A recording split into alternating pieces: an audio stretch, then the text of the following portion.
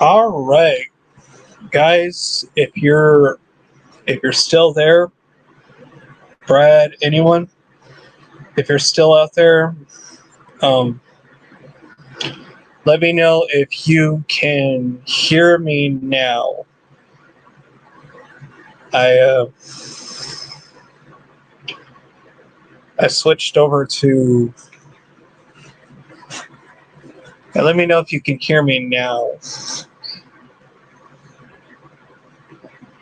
I switched over to a different uh, a different browser. So take this out. Okay.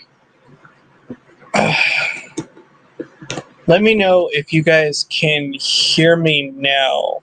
Like, am I good?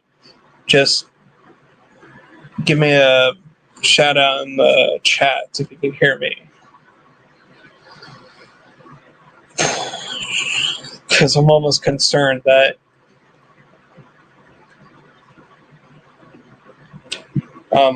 if I can't do like audio with this, I don't know what to tell you. Or I just really want this to go smoothly, you know? So if you guys can hear me, I'm petrified if you can't. Like, I really want. Yeah. So. Oh, that's all I'm concerned about right now. So just is, can they hear me? Can they not hear me? So, uh, this thing is so.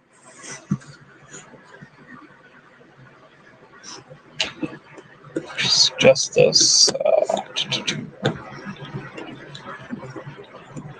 I know when I have this laptop on a flat surface, it always comes up either muted or it's like a muffled sound. So I have it raised. I have it on a raised surface right now. So at least, like, hopefully, there's no like muffled sound on your ends.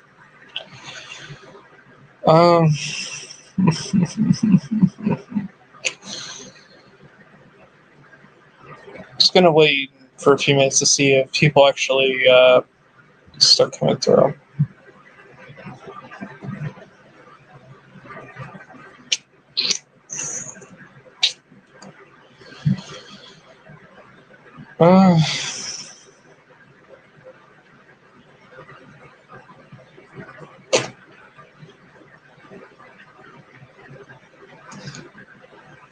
Well, I did a whole the beginning of my last video before Brad let me know that it was muted. I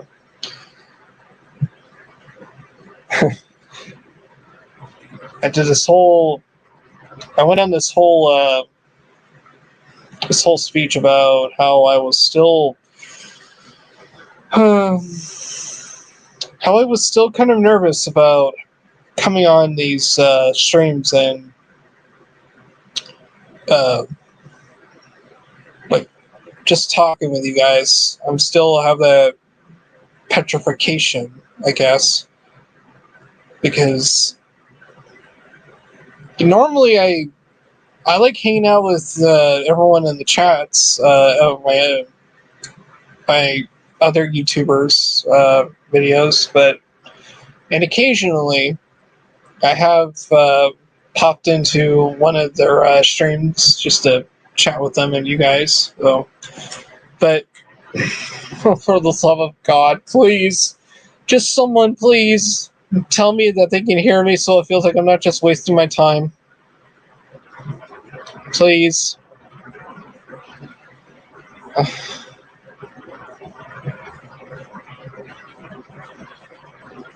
Yeah. Oh, that was still light. That was something else. So yeah,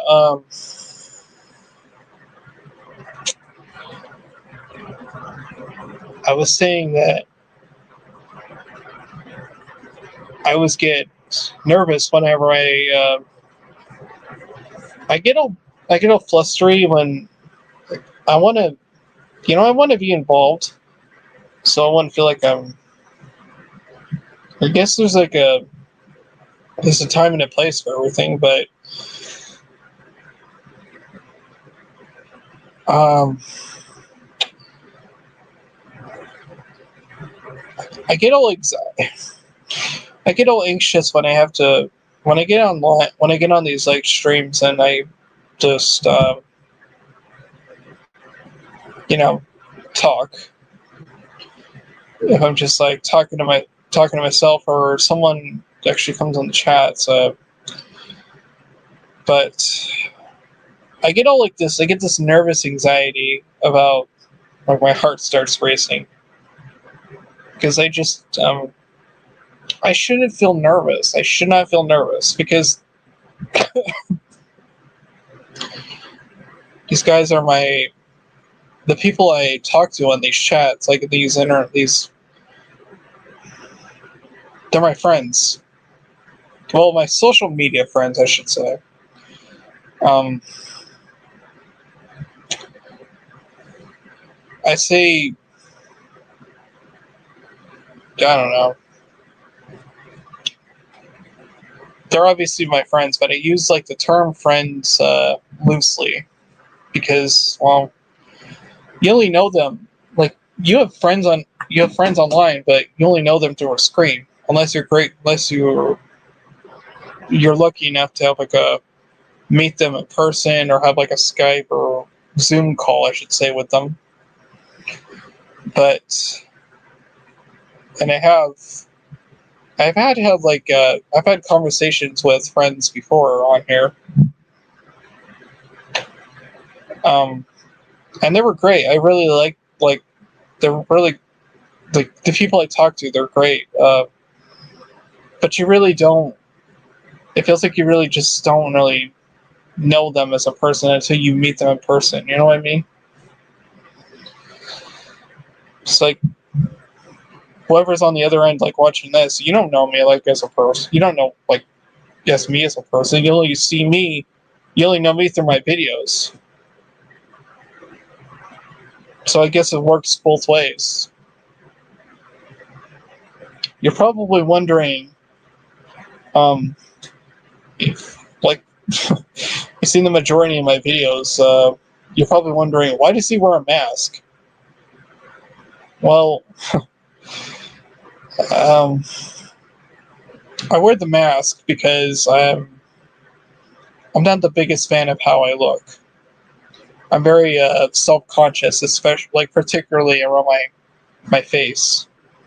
I mean, I have a huge head, and I have this patch of like flesh right here that I'm not really proud of, even though I've lost a lot of weight over the years. I've worked hard on it, but it's just something you can't get rid of. And every time I have to look at myself in the camera, and I have to like see myself, and I'm just like, you know what? I don't really like how I look. So that's why I wear the mask, so I don't have to look at myself, But I'm not wearing it now because it's getting hot, and I don't want to wear, and it's getting hard, uncomfortable wearing it. But I collect masks. I've I've grown, as you can see, when it gets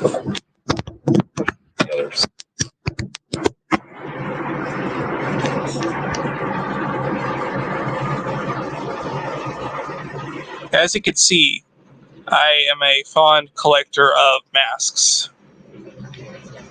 or I call them faces. They're kind of like my duplicate face. They're kind of like different faces for me.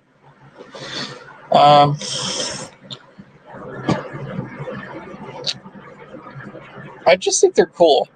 Frankly, I love masks. I like how they look, especially when you display them. It just kind of looks like like a mask shop for a lack of a better term.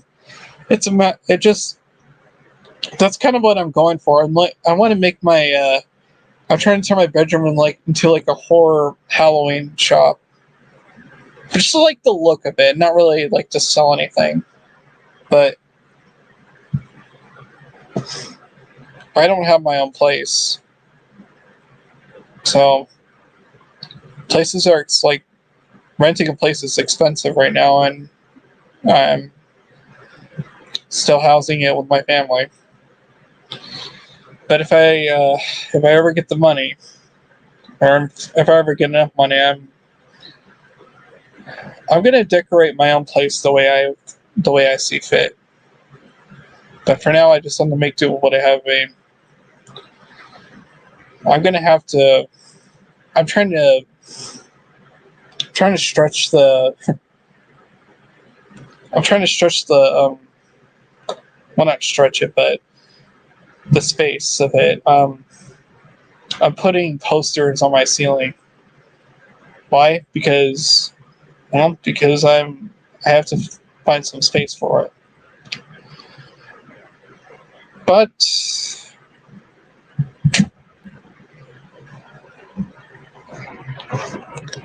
I don't know what else. Like, I just come on and talk to you guys on here because it's been quite a minute since my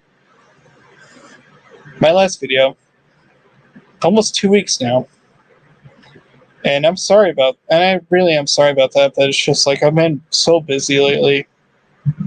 And I just I've been thinking of like stuff to do for the channel. Like I've been thinking what kind of channel do I want this to be? Like what do I want to do for content? Do I want to just do reviews? I've been thinking about maybe doing like telling you like writing my own scary stories and just like reading them out loud. There's just like everything. It's just like everything has been done already. There's so many channels on YouTube, so I'm trying to think of what can I add, like what can I contribute to that can make that can only not make like content that's entertaining for you guys, but for me as well. So that's just what I've been thinking of, like what can I do for entertainment? I know I'm sorry I'm repeating myself. I really am. But it's just what it is. It's like I've been thinking of not quitting on the channel. And we got our first commenter of the night.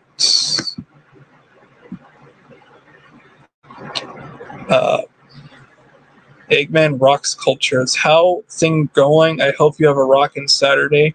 Thank you for stopping by and saying that. I'm having a good Saturday. Well, it's kind of boring to be honest, but can you hear me? Okay, just let me know in the chat if you can hear me. Just okay, please. That's all I'm really wondering is if I'm just I'm talking. You can't just you can hear me just fine. So yeah. Yes. Okay. You can hear me. Okay. That's fantastic. Thank you so much for that. I really appreciate it. Okay. So loud and clear. Okay. That's what I like to hear. Thank you for that. Yeah, because of my last stream that I did before this, we were having some mic problems, and so I switched over to another browser to start again. And so, if you can hear me, that's great. That's wonderful. That's all I want to know. So, And what was I going to say that?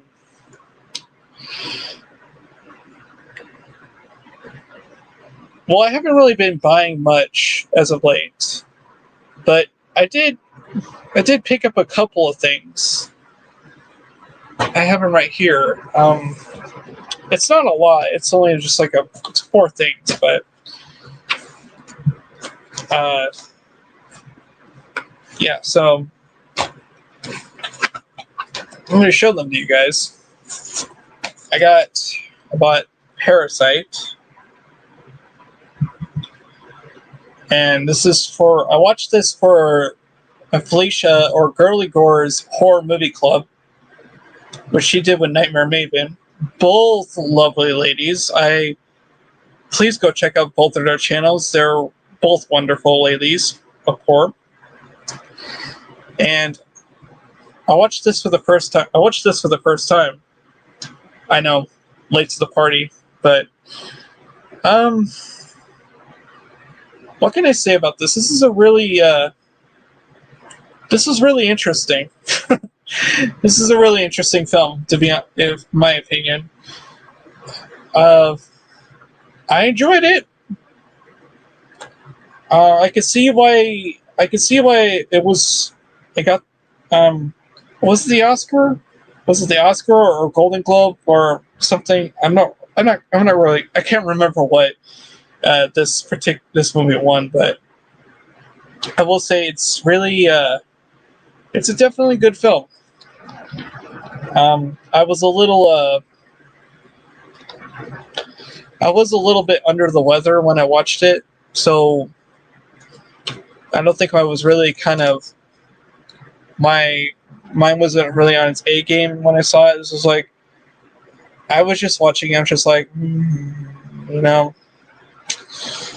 But it's not a bad film. It was just me. I wasn't really feeling that well, so. But I really liked it, so I ended up giving it 4 stars.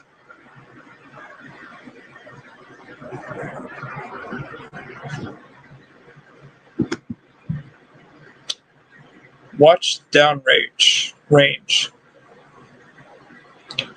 What is Downrange? Tell me.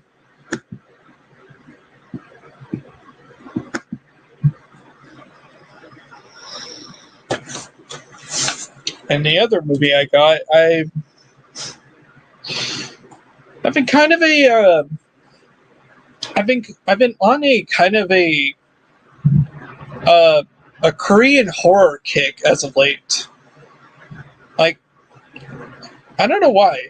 I think I've just been really like. Well, I haven't been watching a lot of Korean horror. I really want to, though. I really want to get into that. Okay, we got my brother Brad just came back in the chat. All right, I can hear you. All right, I can hear you now. Thank you, Brad. Thank you, I appreciate that, and thank you for coming back. So, I'm sorry. I'm really sorry for the last stream. Like I said, mic trouble. So, but hopefully, fingers crossed. I might be doing this on Firefox now because I think it would work better on here. So if you can hear me, that's great.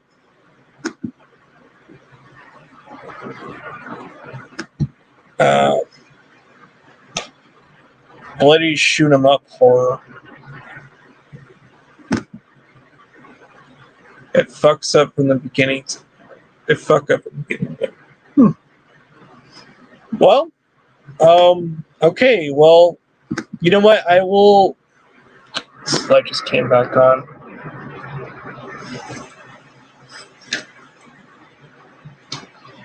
I will. I'll try to get to that movie soon. I have a lot of movies to watch, so I'll put that one on the list, and I'll give it a watch. I'm going to be honest. I have a lot. There's quite a few movies I want to go see next week. There's a lot of movies I want to check out before they leave theaters. Tomorrow I'm gonna go see Everything Everywhere All at Once. It's another. I think it's.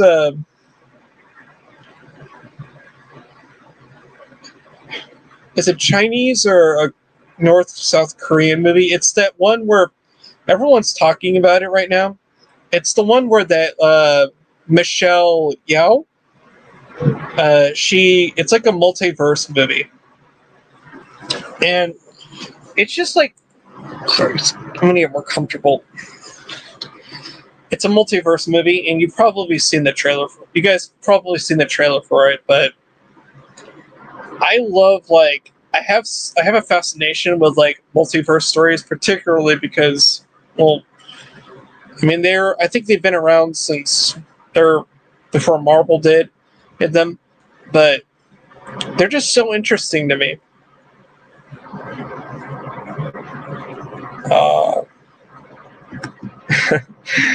Where are you? Where are you at? That has sun. Brad, that wasn't the sun. That was that was my next door. That was the neighbor's next door's motion sensor lights. I don't know if you can see that. That's not the sun. That's literally it's a lamp from next door. We've had some issues with I'm not even kidding. Where I live, we had some issues around here in this area where people were breaking into homes. So that's why we were putting okay, hang on. I can't stay long. I gotta film a vid, then hit it vid. Okay. Yeah, that's okay, Brad. Just thank you for stopping by. I'll I'll catch up on your videos as soon as I can. But thank you so much for stopping by. I really, really do appreciate it. Have a good night, brother.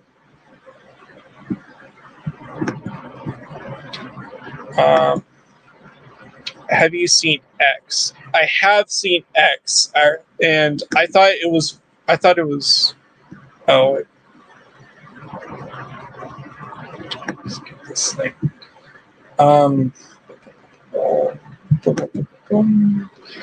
Get a 12 gauge everyone, and get a 12 gauge. Everyone want to break again.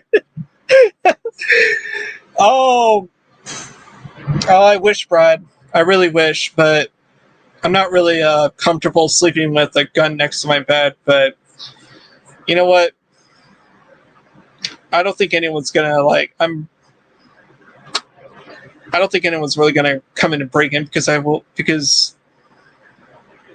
a pretty good fighter, if I say so myself. So I'm a protector of my family. So no one's gonna break in. But and plus they're gonna put up like security perimeters around our park. Like they're gonna put like gates around and so people won't be able to get in, obviously. But it's more of a security issue. So, but yeah, just appreciate that.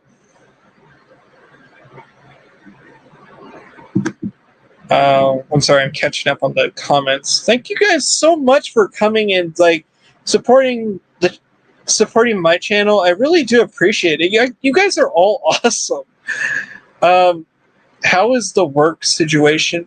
It's good. It's gotten a lot better than from where I was a few months ago. Like I said, well, you guys couldn't hear me obviously, but I work at a Chevron station now. I work there a few days a week.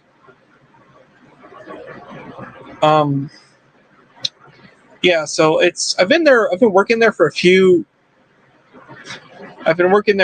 weeks now, and I'm really enjoying it. I don't know what's going on next week. I have to, because I wasn't on the schedule last I checked. But I have to call them on Monday and let them know what's going on with that. Okay. Got Corey. Hi. How are you? How are you doing? Thank you for stopping by. Thank you for stopping by. I appreciate it. Thank you. Um.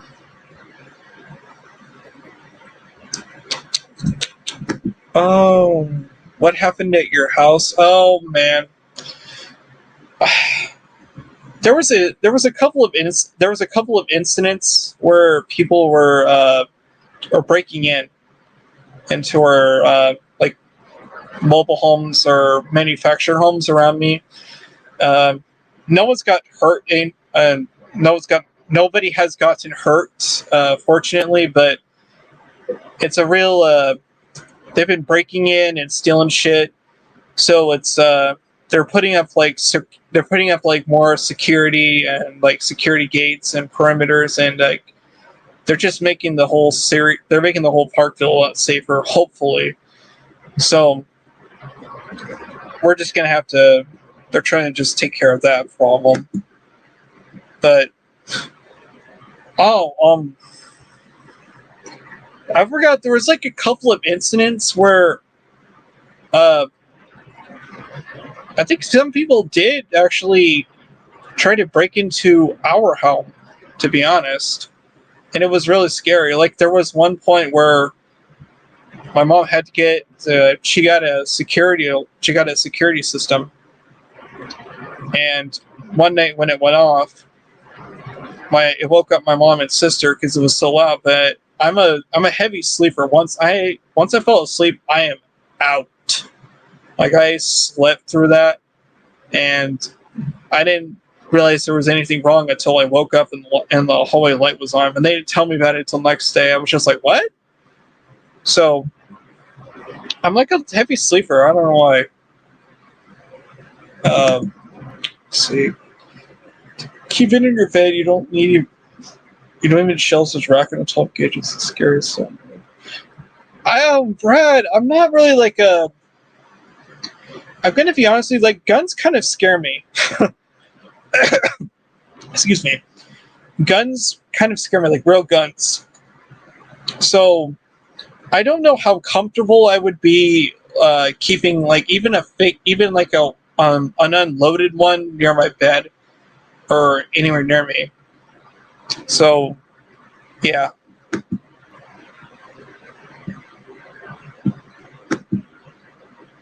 I cannot wait for the black phone. Me either. I cannot wait for the black phone either. I'm so excited for that movie. But I'm hoping to read the book before it comes out. So, but yeah, Scott Derrickson in horror. I'm excited. I really am. I love Sinister. I love like Doctor Strange is well, that's not really horror, but I love that movie so much. It was easily one of my like top Marvel movies. Uh,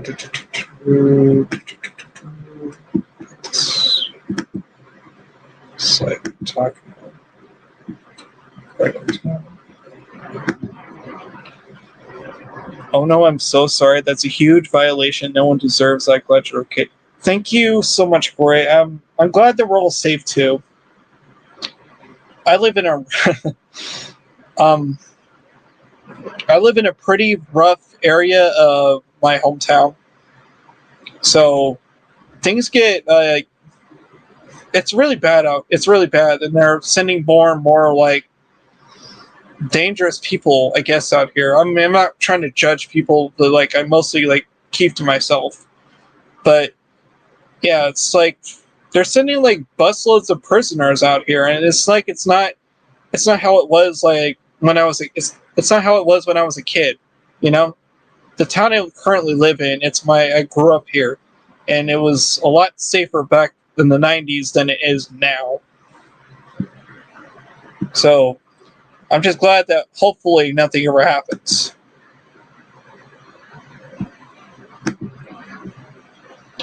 I had a guy break in once and put a 40 in his face. Whoa. Whoa. That's pretty intense, Brad.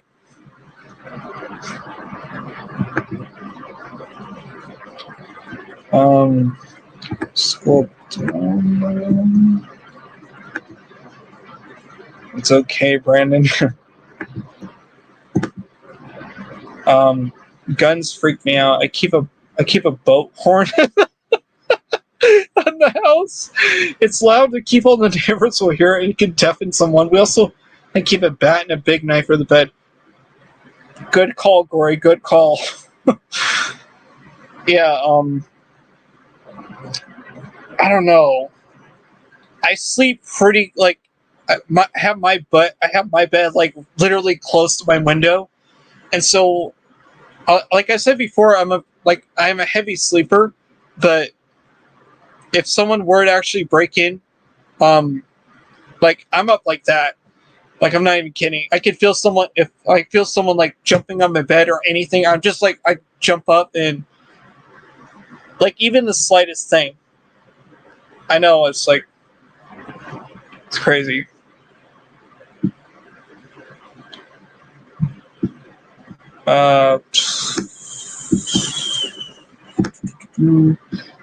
Broncos. Everyone's getting all familiar. We're all friends here. We're all friends. Good night, Eggman. Thanks for stopping by. You would rather stab than shoot? Look at you, Gordon, getting up close and bloody. LOL. Hey, I couldn't put it past Gory. I'm pretty like she's a pretty tough chick, so if she could fight, like if she could protect herself, I wouldn't put it past her. Where in the States are you located? Gory, I live in Southern California. The shitty part, to be specific. I don't live up in the hills or up in like near San Diego or Los Angeles or anything like that. No. I live in an area which I deem as the salt pits. And we got Ben Grimm in the chats. Hey Ben, how you doing? Someone tried to break in while I was showering. Whoa. I grabbed some shorts and chased them through the backyards. Oh, that's crazy, Ben. Ben, I can see that.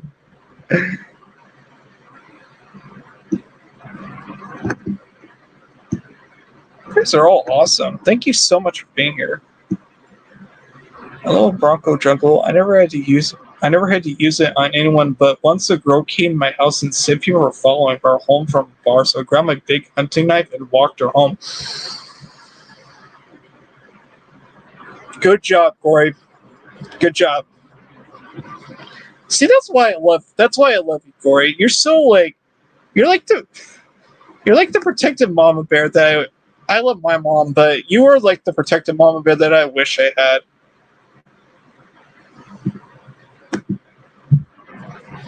Yeah, I opened the door while they were trying to kick it in. Oh no. Well, I hope you were doing okay, Ben. That's like obviously I hope you were safe.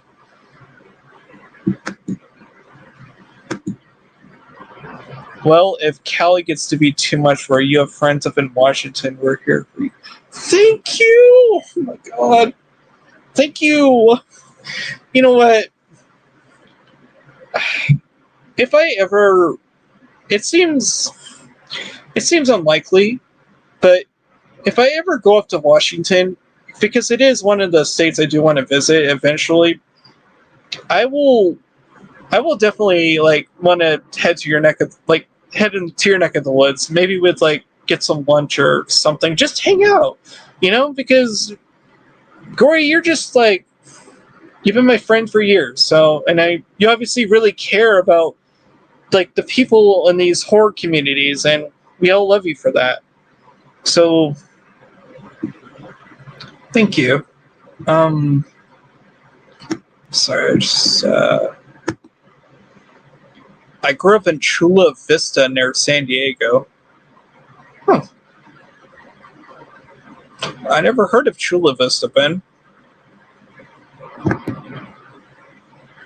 Give Brandon a thumbs up or we curse. Thank you, Gory. I appreciate that. Yeah. Um, and she's not kidding about the curse thing. You guys know that I told this, and I consider myself part werewolf. You could totally tell by all the facial hair I got on my face.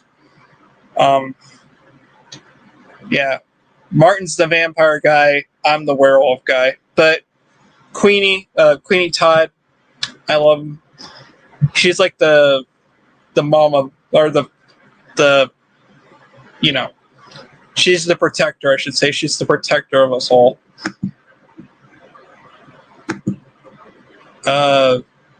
I'm gonna start calling you Babe from. I'm gonna start calling you Baby from Three from Hell or Rambo.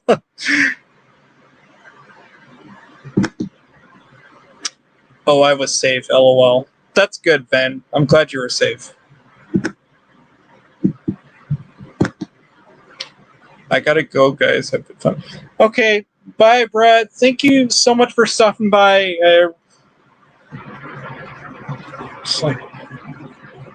Thank you for that. Thank you. That's me, Mama Bear. All cuddly, been very protective of my friends who are. Damn right you are, Gory. You are definitely the Mama Bear of the horror community.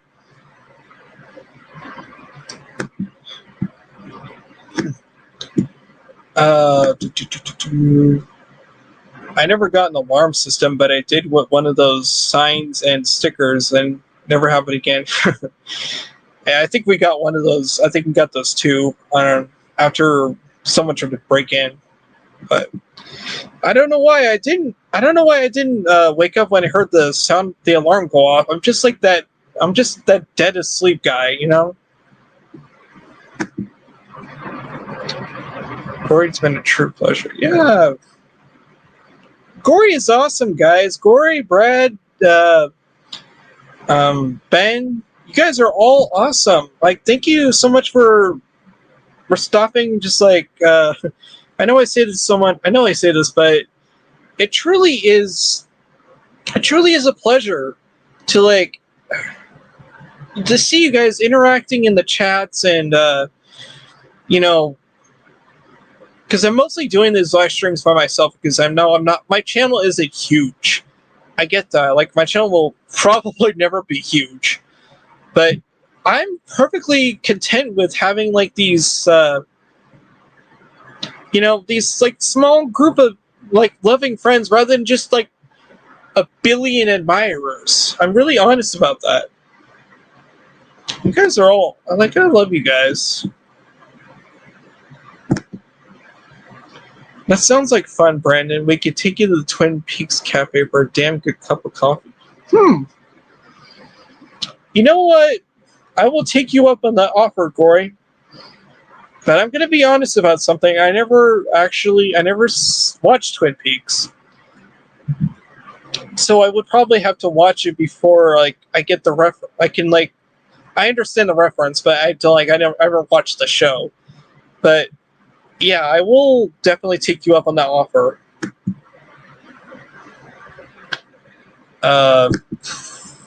Queenie is Daddy Wolf on Mama Bear. That's right. That is right. It's my mistake. I love you, Gory. I love Queenie. You guys are both so awesome. Uh-oh. We got a hoagie in the house. What's up, Daniel? How are you doing, brother? Queenie is the HWIC head wolf in charge. Yes, she is. I'm glad to be a part of her pack, or should I think a part of her pack, part of their pack.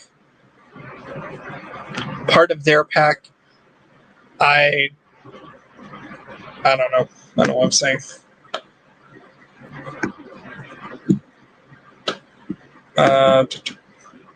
Yeah, I use that knife for unboxing on Horror Addicts. Been told it looks like a Rambo knife. Yeah, I think I've seen that. Yeah, I think I remember seeing that knife, Gory. That's a really cool knife, by the way.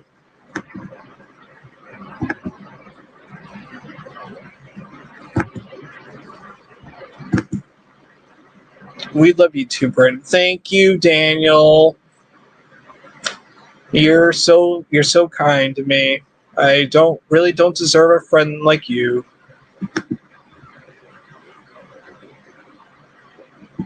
If you guys don't know, Daniel is Daniel Hoke here. He's a really close friend of mine. Who's actually we actually met at my very first job, and close to where I live. We've been friends for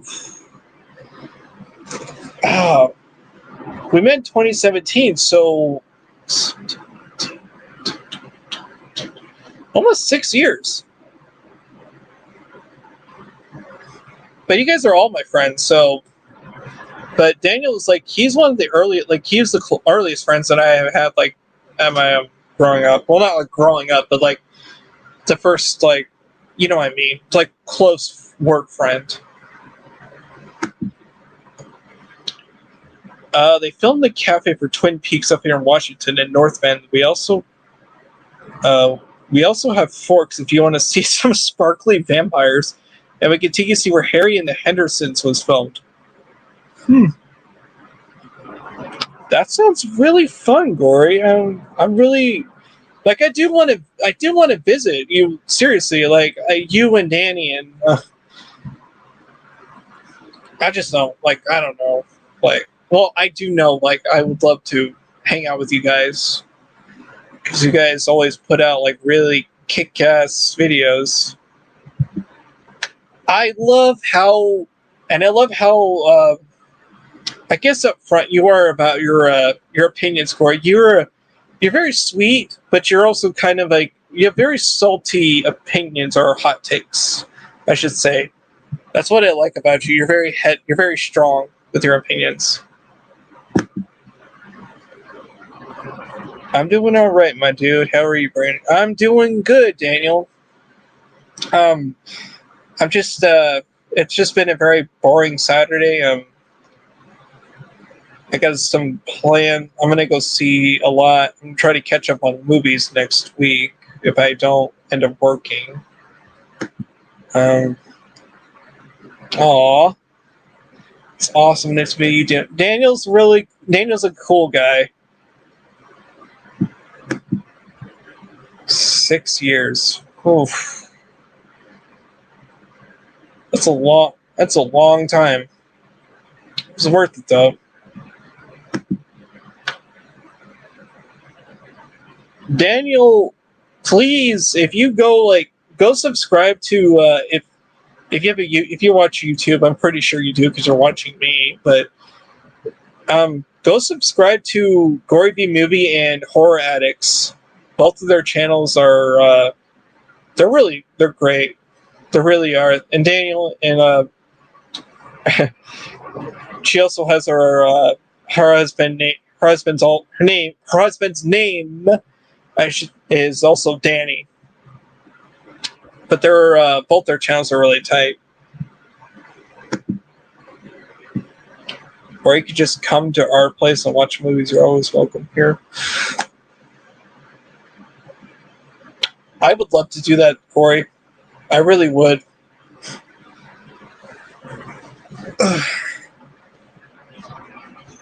So,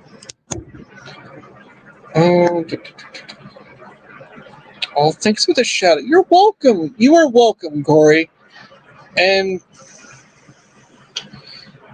I mean, it's kind of crowded. If you were ever in the Southern California area, I would totally welcome you to my house too. Like, it's the invitation. It goes both ways. You welcome me if you welcome me into your house. I will definitely welcome you into yours. It's just I live in a smaller place, so it would be really tight. But thank you for the invite. I really appreciate that. I'm a big fan of all Danny's. Nightmare, Torrance. They're all good. Yeah. There's a lot of really cool Danny's out there. Danny Nightmare especially. Look at your channel score. Yeah, they're great. I love seeing all my friends like camaraderie. You know, just to see them like interact with each other. It's great.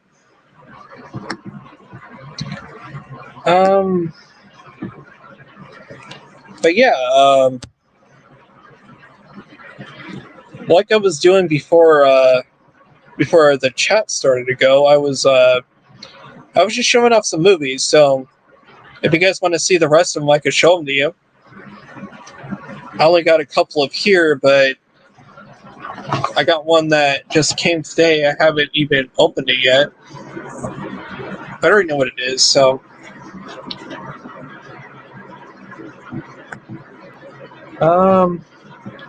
Thank you so much. We're heading to Cali in October to go to Universal Holden Garden. It's going to celebrate our 10th wedding anniversary. Would be great to see you. Yeah! I would love to see you guys so much. Oh, man. If I had... The thing is, I don't have a car. But if I did, I would totally drive up and we could all go to Halloween Horror Nights together. That'd be so much fun. I wish I had a car. I really do.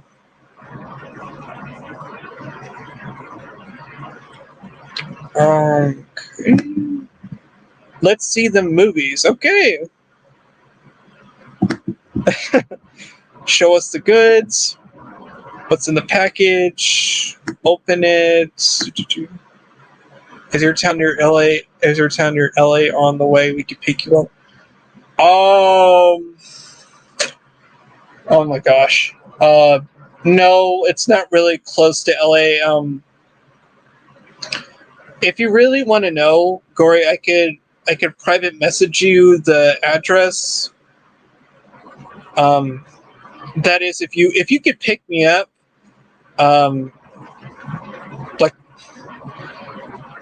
I would really love to hang out with you guys. So just the thought of it would be so exciting.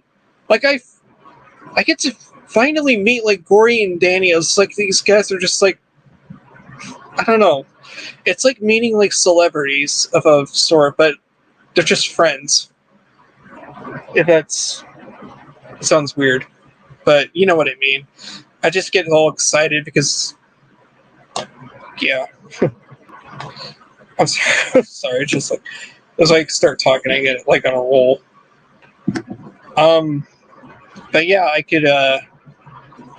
If you want me to give you my personal DM my personal address to you and let you know, because I don't like saying it on obviously on the internet. So yeah, just let me know. But yeah, I'm gonna stop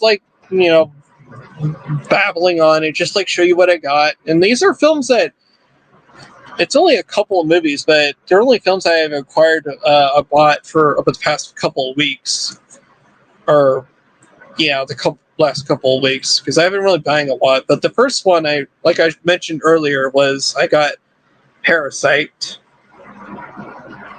and this is I said. I watched this for Girly Gore's horror movie club.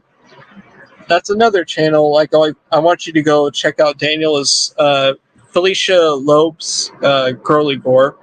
She's an awesome content creator as well.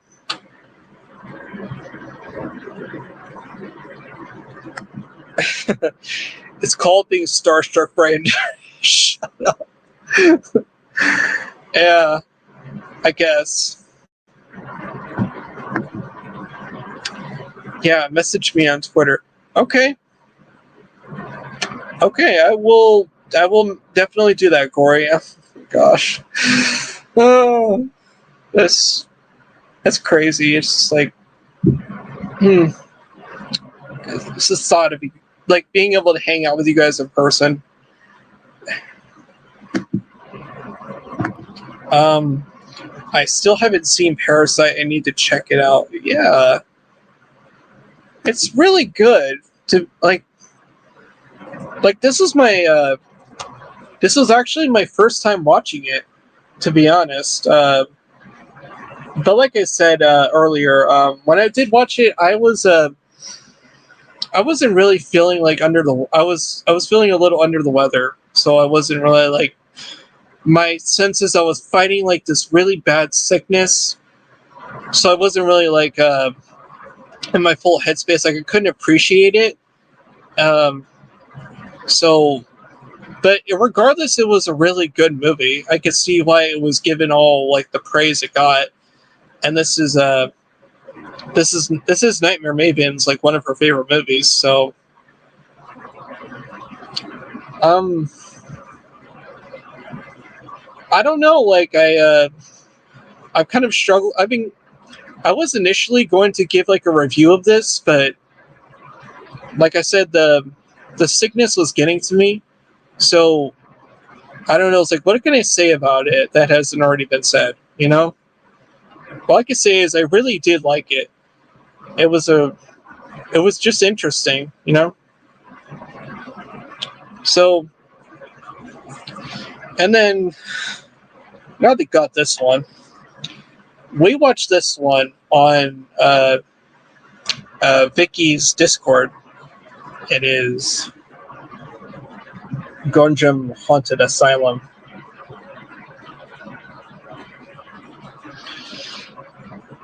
I really, really enjoyed this one. Uh, it's just like this is legitimate. Okay, I'm not the biggest fan of found footage, but this movie legitimately did scare me. It scared almost all of us who were watching it on the uh, Vicky's movie nights. It's about an asylum. This is a real location, too. This is a real location. I believe it's in South Korea. Yeah. I love Gunji and reminds me of an old MTV show, Fear. Yeah, I'm not sure if I heard of that, Ben. I might have. This is great. I haven't seen that one either. Adding it to my watch list. Yeah, you should, Corey. I'm not trying to overhype it, but this is truly one of the best like found footage movies you will like probably see. It's so freaking creepy. I'm like, I really liked it, and it came like I had to get it with this really like. Well, it's the same underneath, but it's like it comes with a really nice slipcover. But my God, there's just something about foreign horror films that they just feel more scary. They feel more scary than American horror. I think it's because they know how to do. Well, not like all American horror, but like quite a few of them know how to do suspense right. And this one is just like, whew. It kind of reminds me of like a episode. It reminds me of an episode of Ghost Hunters, to be honest. But it's a good one.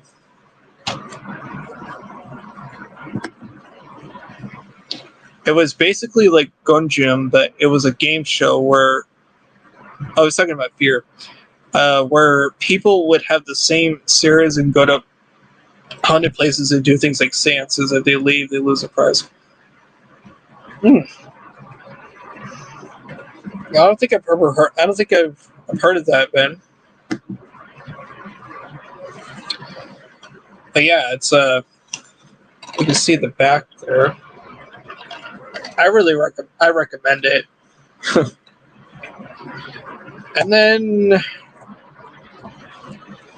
the other things I got here were I got some Spider-Man because Homecoming or not Homecoming, Far From Home just came out like a few months ago, and I got it.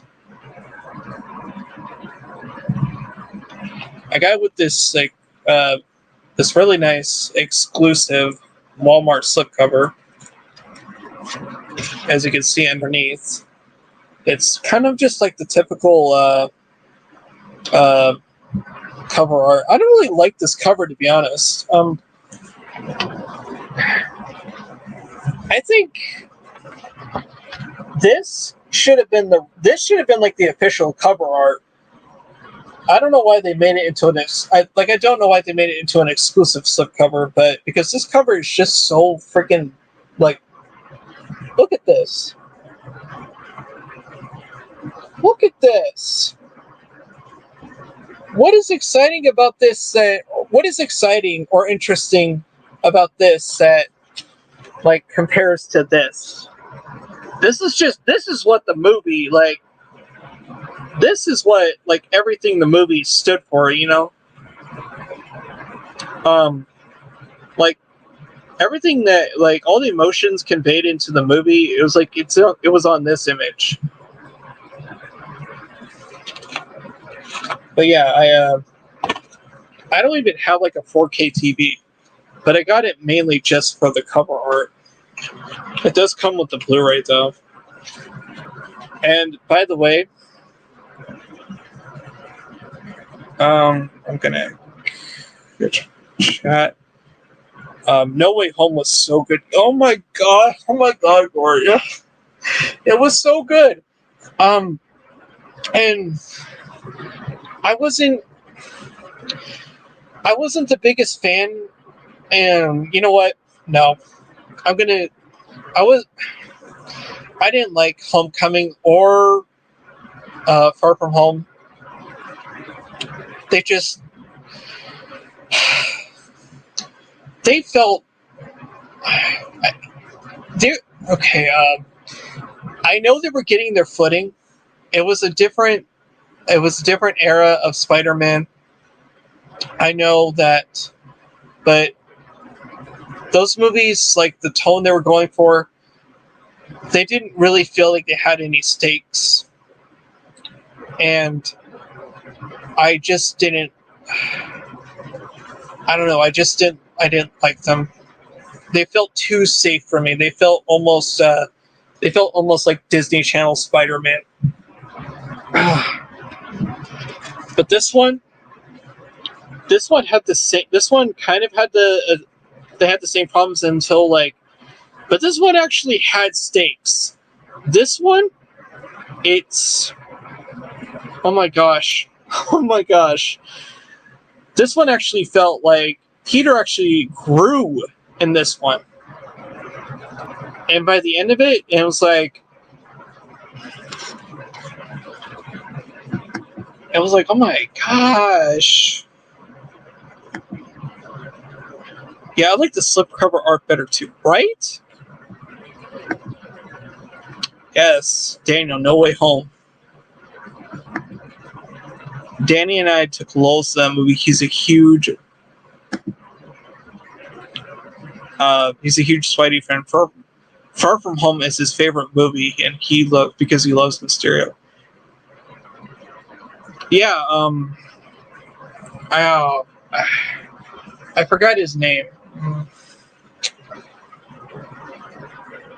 Crap, I can't even remember his name. The actor who played Mysterio, he was really good. Like, I'm not taking anything away from him. In fact, he was the best part of the movie. Everything else, you know what? The reason I didn't like Far From Home, Far From Home, was because it took place. It took place directly after Endgame, and Endgame was so freaking emotional. I mean, spoilers. At the end of Endgame, Tony Stark dies, and Peter Parker witnesses, like, the loss of a close friend, his mentor. But I wasn't really big on Peter Parker fanboying over Tony Stark, to be honest. I didn't really like that aspect of Homecoming, but yeah, he was after after Tony Stark's death, I don't think Peter, like, they had maybe 2 scenes in that movie where he was fully grieving over Tony's death, but it's now the way they handled it. It was just like, I think there should have been like at least a few more scenes of him grieving to give it kind of that emotional punch that it needed. But that's just my opinion. Let's talk Tobey Maguire. We'll get there, Daniel. We will get there. I think the new films are like an origin story stretched out across 3 films. No Way Home really brought it all together. I agree, Gory. I really do. No Way Home definitely had like the strongest of the character development, because by the end of it, Peter actually grew as a person. You know, prior to No Way Home, I didn't really see Peter Parker as a Spider-Man, but more as like a teenage Spider boy who was still kind of in the area where he was continuing to grow and develop as an adult. I mean, I think if they do another trilogy, I think it's going to be more focused on Peter going on to his college years. But by the end of No Way Home, I can really say that he has grown a lot. Battery's almost going to die.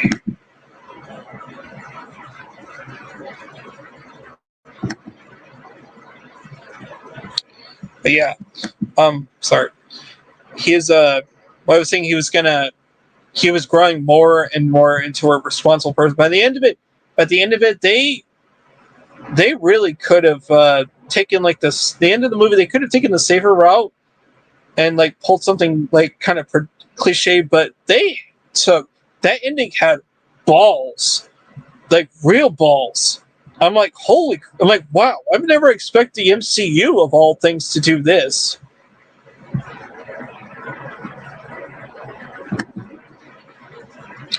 Yes, thank you, Corey.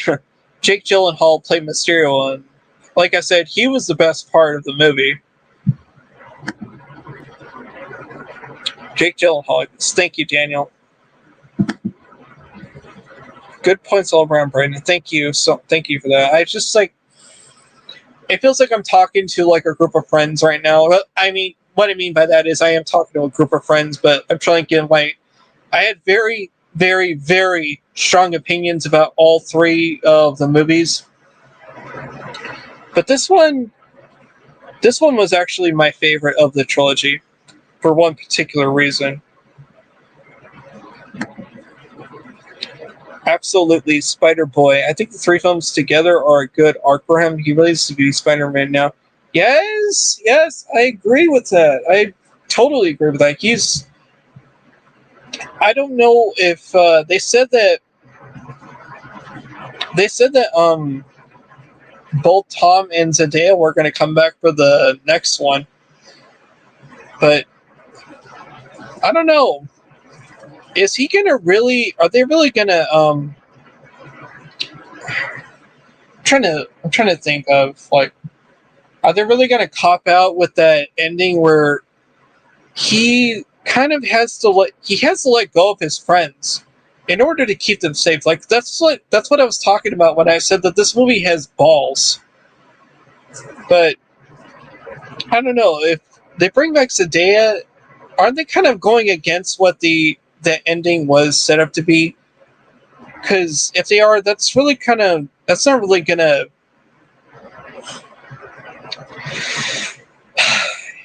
It's gonna do more damage. Is what I'm trying to say. It's gonna do some damage that can't be repaired because, well, unless they do it in a way, I won't be happy about it.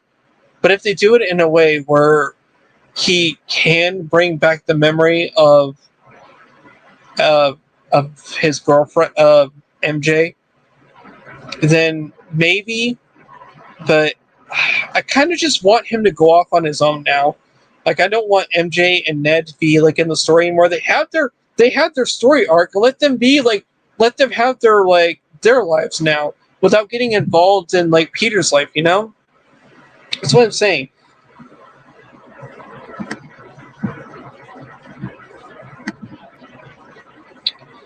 I don't think it would be a cop out. In the comics, Ned is a hobgoblin.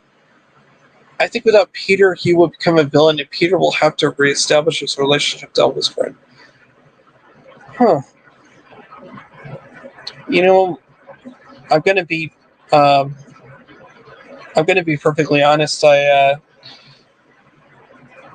only know the Spider-Man lore through the movies and the animated series, but I'm working on that. I'm going to start working on. I'm going to start reading, like officially reading comics, so I can really understand what the references and like the story arcs are going to be are in the movies. So they when I was growing up, we didn't have a comic store near me, so my only way through these stories was through the movies. But now that we have a comic book store, like literally a few blocks away from me, I'm gonna start really, really getting serious about reading comic books. Um, I'm just kind of apprehensive because there's so many of them, and there's so many timelines, and there's so many characters, like arcs, and it's just like it's overwhelming. It's like, where do I even start? You know, out of all three Spider-Man, which one is your absolute favorite, Gordon? Hmm. Unpopular opinion: Garfield is my favorite. Garfield, but my favorite Spider-Man movie is Spider-Man 2 McGuire. Oh, speaking of, you guys, I already showed this to you. By the way, I'm excited. I am excited about Doctor Strange next week, but I'm still kind of nervous because I don't know, some of the stuff I heard about like what Marvel did to Sam Raimi and behind the scenes. But I'm gonna open this package, and this is kind of connected.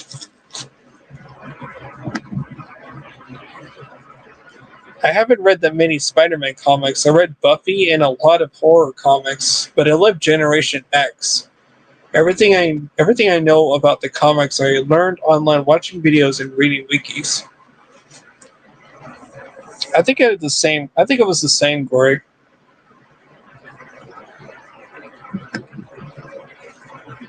Daniel, what is your favorite movie, Spidey?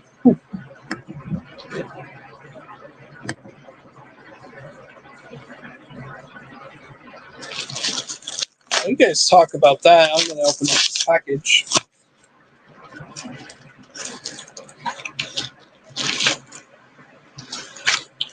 So, because of this, I was in a bit of a mood to own the Spider-Man, the Garfield and Maguire Spider-Man era, which I hadn't owned. Like I haven't owned them in a while. So I retracted that, and one of them came today, and I got this collector's edition for the Garfield era.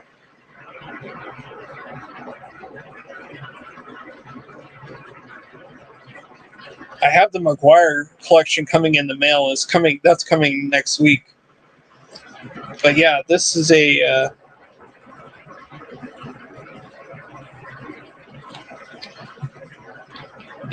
I think it's a digibook, if I'm not mistaken.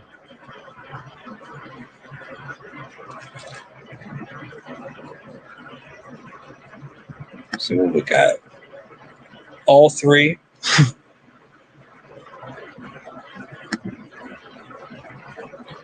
And Brandon too. Favorite Spider-Man movie and Spider-Man. Oh man. You know what? I did rank them all on my letterbox, but my absolute favorite of I think Garfield is great, but Maguire is my personal favorite Spider-Man. He's, I don't know. No, I do know, because he was the first one, like the first live action Spider-Man I grew up with, and he's just,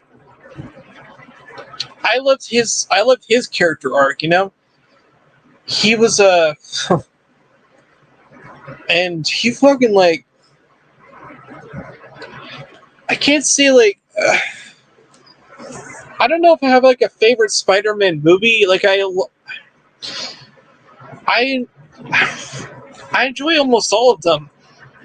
Like all of them have their pros and their cons, but I think the best ones, in my opinion, are the Spider-Man, like the Raimi Spider-Man, Spider-Man 2, and Into the Spider-Verse. Those are my top 3 favorites. And actually, I think it's either Spider-Verse or this one, who became like the 3rd favorite of the series.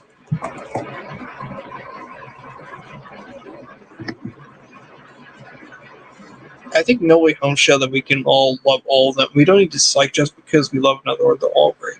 Yeah, I agree with that, Corey. Like I said, oh, I don't. I have some issues with Tom Holland's Spider-Man. I think he has too much I think he has too much like assistance from Tony Stark with the suit. It's not. It doesn't feel very. The suit in the new one, it doesn't feel personal, if you know what I mean. It feels like Maguire and Garfield made their suits. They were both like poor kids they both struggled with jobs, and that's not to take away from Tom Holland. Tom Holland Spider-Man. He was he struggled too, to a degree, but he had a lot of assistance from the Avengers and from Tony Stark, and it's just like it doesn't feel. That's why I didn't really feel that personal to him. With Garfield and Maguire, I felt personal to both of them because they were more relatable in a sense. You know? But yeah, that's a really good point, Corey. It's like we have there's different eras where we can love like the different Spider-Man, and they all have their pros and their strengths and their cons, and we could just love them regardless. We could just like pick who we like, you know? I'm sorry,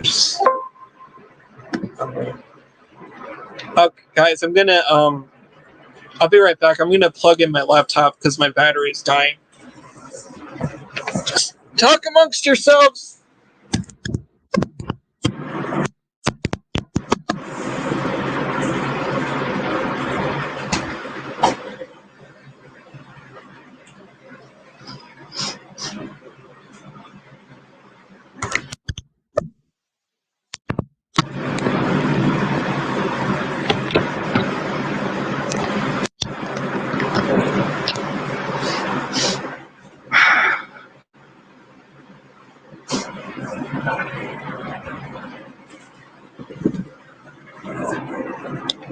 Okay, it's plugged. Okay, I'm sorry. I just catching up. Okay, I'm gonna catch up with the chat. Oh man. I need that set. I have the new ones on Blu-ray, but Garfield and Maguire on DVD. Yeah, I just got this. Oh yeah. I just got this. And the Spider-Man ones on I got the Spider-Man ones, the Maguire ones on Blu-ray, and I was so surprised to have this. I was surprised to see that Spider-Man 2, the one that's in the set that's coming, it had the Spider-Man 2.1 on it, which is like the I guess the additional cut where they have like all the additional footage like cut into it. So I was really excited about that. I bought a comic. I bought a comic recently called Elvira Meets Miss Vincent Price. I saw those, Daniel. I saw those on House of Mysterious Secrets. I'm curious about reading those. So, if you when you read them, give me a message and tell me if they're worth the read. Because I think the idea. I think the idea itself is amazing. Like Elvira meeting Vincent Price is like two horror icons. That sounds amazing. Yeah. Spider-Verse is also really good. Looking forward to the next one. Hell yes, Gory. Yeah, me too. But unfortunately, we have to wait a whole year for that one to come out. It comes out, I think, in March or April of 2023, which is a long wait. So, but I hope it's great. And then the next one is going to be like a year after that. I think it's called. Next one is called Across the Spider-Verse, and the next one is Beyond the Spider-Verse. You wonder what that Beyond the Spider-Verse is going to be about.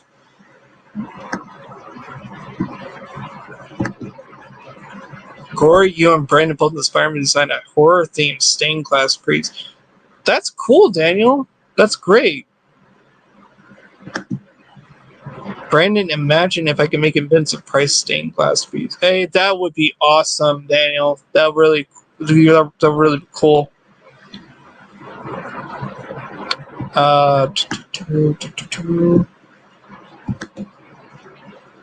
Yes, Daniel, I would love to see it when it's done. You could post it on Instagram or Twitter. If you're on there, I'll follow. I've been surprised so much. Corey, he's great. I love Vincent Price too. I need to watch more of his movies though.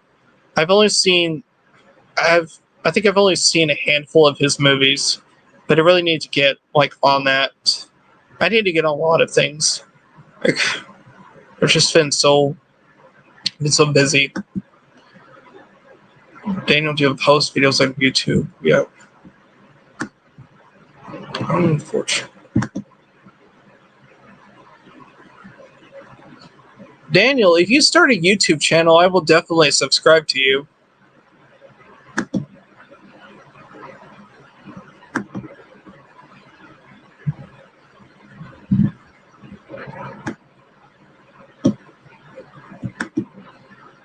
I wonder if Beyond is going to cross in live action.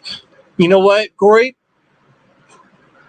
I don't know if you watch 3C Films, but if you don't, like, go check out some of his videos. He's really funny, but he does like mainly a lot of like movie news.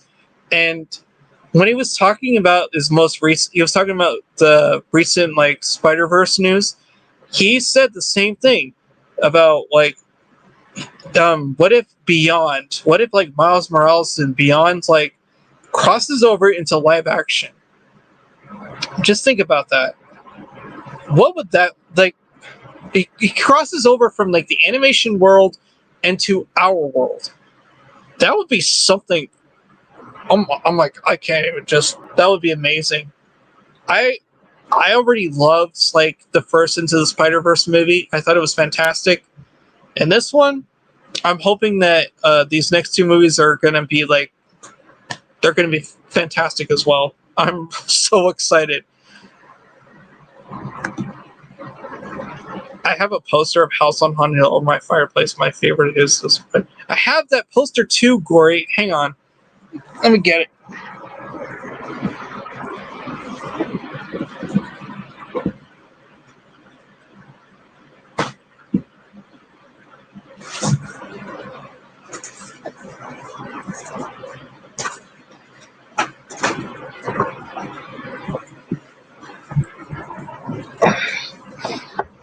See, I have that poster too.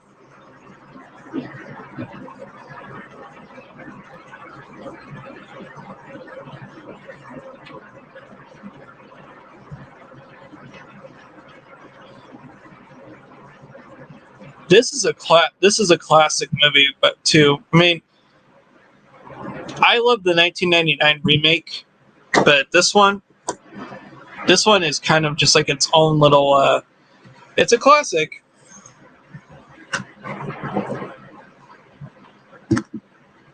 I do watch C3. He's great. That's awesome, Gory. Yeah. I'm a fan of his. I think he's a great YouTuber. his, his freaking his intros are his intros are so funny. when he does like the whole the stinger from Spider-Man 3 when Peter becomes like fully enveloped by the Venom symbiote, you hear the you just hear that sting, and he does it in like a lot of his intros, and it's just so freaking funny. Just cracks me up.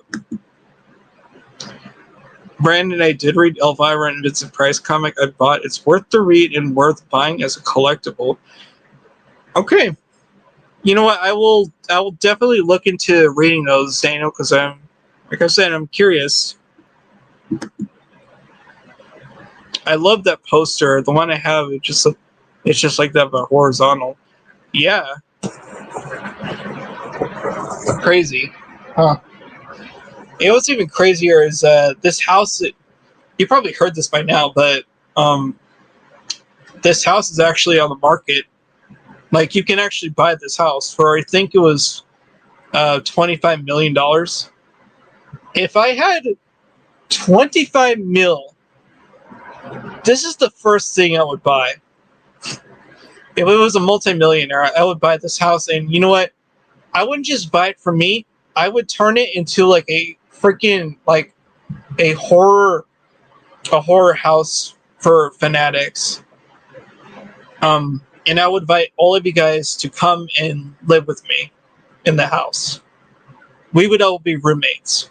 We would have to like bunk up with each other because there's probably a limited amount of rooms, but just to say that we live in the original house on Haunted Hill, I think it would be worth it.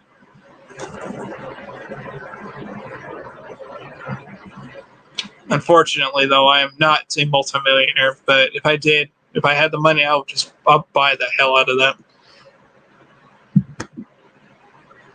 I love his Bully McGuire intros. Yeah, I love them too.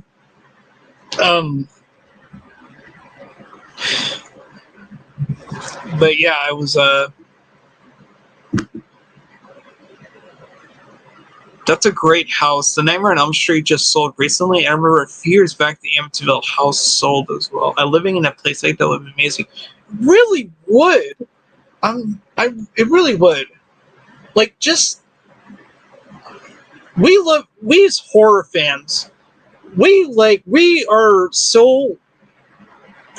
to live in places that, like, most of the public, they really wouldn't want to say like, oh, I don't want to live there. It's like that place gives me the creeps. But whereas we're just like, oh, that place is on sale. Hell yes, I will freaking buy it.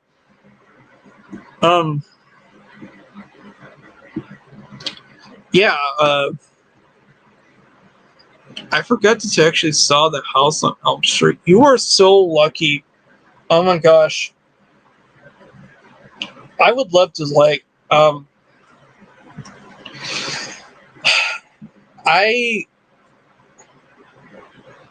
I went to Halloween Horror Nights at Universal like years ago. I mean, this was like back in 2007, 2008. We took the tram tour, and I actually got to walk on a piece of history. I got to walk on the Bates Motel property and see like the house up close. And you guys know that Psycho is my #1 favorite horror movie of all time. And it was just so mesmerizing that I actually got to do that. It's like, oh my god, I got to walk onto a piece of film history from one of the, in my opinion, one of the greatest horror films ever made. Period. I love Psycho that much. And if I ever got to go to Hollywood and see like the Elm Street house up close and just to take a picture of it, that would just make my day. Probably make my lifetime, to be honest, because Elm Street is one of my favorite horror franchises as well. So I know I saw pictures of it online. The interior of it is, well, it's different. Then it's like the interior's changed, so it's not the same as it looked back in like obviously the 80s. But still, the outside it still looks the same as it did in the movie. I just want to get like a photo off of it.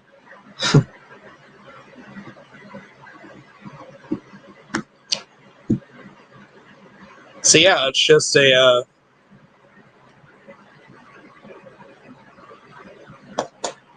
I was gonna open this up.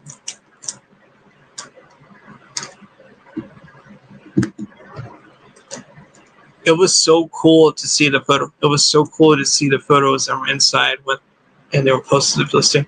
You know what, Gory? I'll tell you what. If we ever get if you're serious about going to Universal Studios for Halloween Horror Nights, maybe we could take a day and drive down to, I think it was on Sunset Boulevard. Maybe we can go see like go see the Michael Myers house and the Elm Street house in that area, because they are on the same neighborhood. They're in the same area. So if we could do that, just to say once that I got to see one of my favorite, like one of the most like iconic houses in horror history, I got to stand on the property. That would just be so incredible. It's just a thought, though. Sorry, I'm opening this.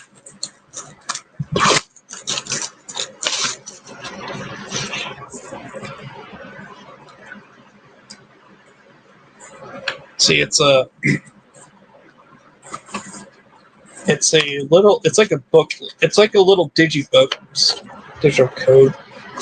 You can see it's a.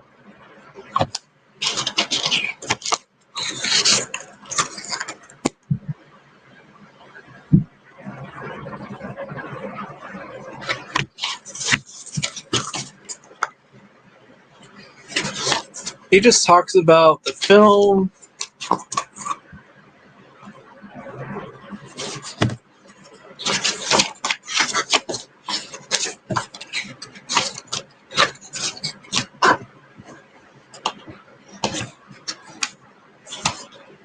And it just has, it's a little book.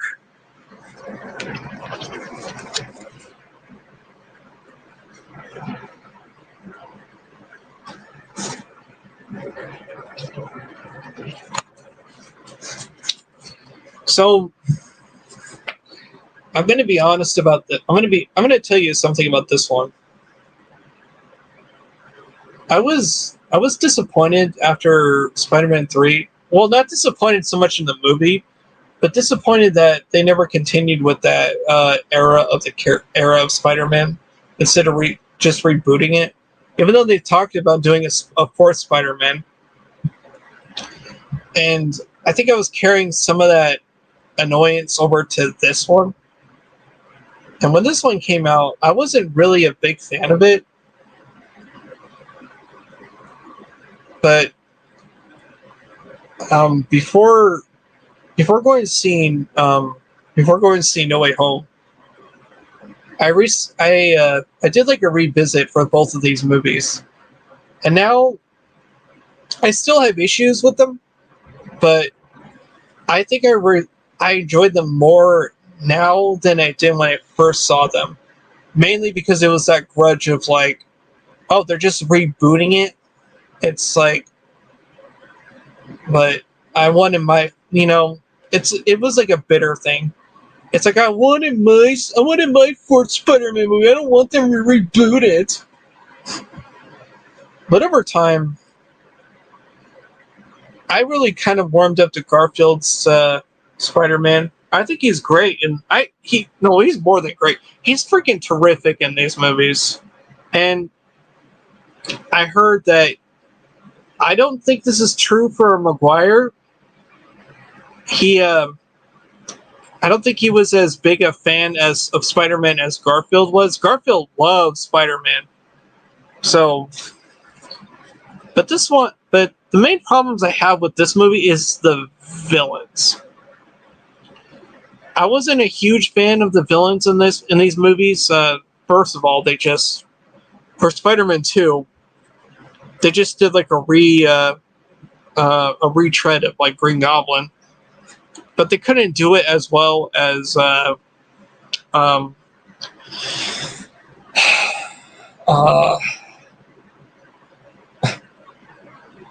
wow. I'm blanking on everyone's names right now. I'm just gonna say as the original Green Goblin in the first Raimi movie. But yeah, they just and there's like I could see the kind of potential with these villains. Like they had the lizard in this, but his design was so boring. It didn't really look like the lizard to me. They had the lab coat, but they could have made him look more like I don't know like the animation, like the animated series lizard or the original like design for lizard, where he had that extended like mouth. He just didn't look like the lizard, and then they had Electro in this, and I didn't mind Electro at all in this version. But also they had the Rhino, and then they were trying to do like a recap of like or not like not a recap, Brandon. They were trying to recreate the Green Goblin, and I'm just like, no.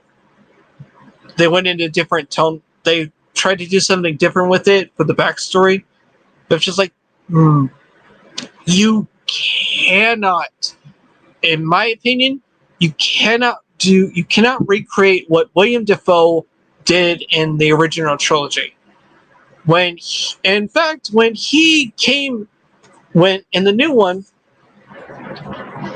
in No Way Home, when Doc Ock and the Green Goblin came in on that bridge scene, I was freaking cheering. Okay, I was like, yes, these are guys. These are my villains. Like these are my childhood villains.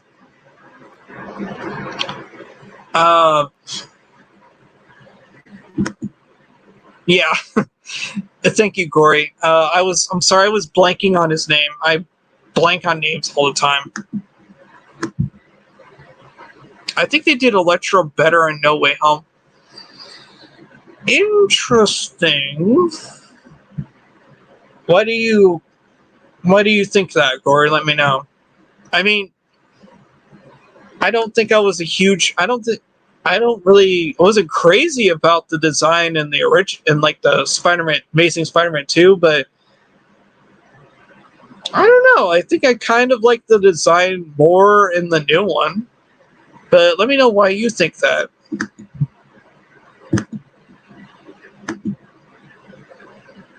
The villains in the first two Raimi movies are great. I didn't like Venom in 3 though, but I did like Sandman. Yeah, that seems to be the general consensus with a lot of people. It's even Sam Raimi himself he didn't want Venom in Spider-Man 3.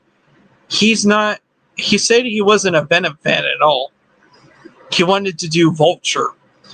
And speaking of, I didn't like the way they did. I don't like the design they gave Vulture in Homecoming. Maybe it's just maybe it's just because like the old school design, but they could have did like a variation of him with the green spandex, but don't put spandex on him. But like do a kind of like a more modernized version of it, but still do like a tribute to it, like a homage to it.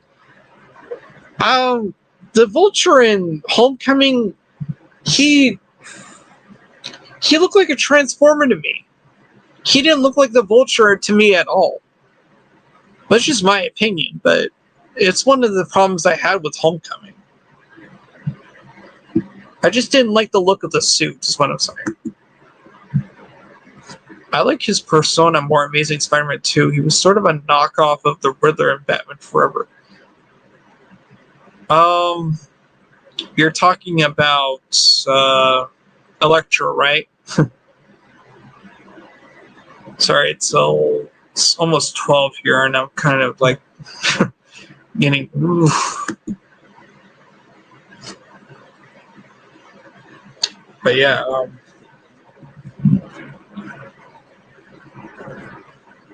the ending to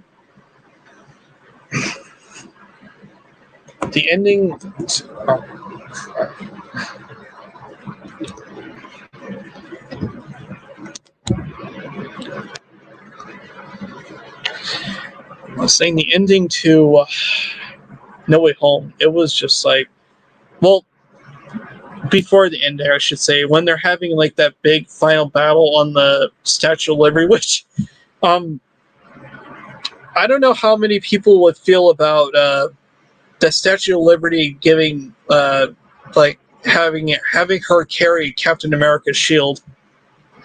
I just thought it was interesting. I was just like, how many people are going to feel about that, because it's probably going to rub people the wrong way. But oh, okay. Yeah. Oh my gosh, but I will say that I'm going to comment on what did I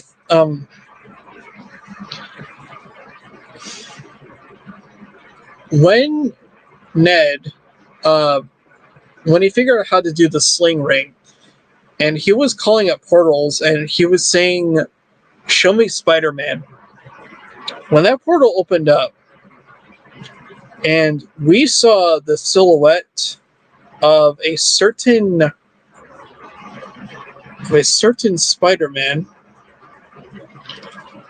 we knew it wasn't there, Peter Parker. So we were starting to get like really chills. Like you could feel like that. You could start to feel the crowd like starting to get excited, and then when he approached and then he came through the portal and he took off his mask, the whole theater, including myself, erupted in cheers. And it was just like that feeling. It was that same feeling we got over the course of the entire 3-hour runtime of Endgame. It was just like constant screams and cheers, and it was just like, oh my god. And then when freaking Maguire came through the second portal, that's when I lost it.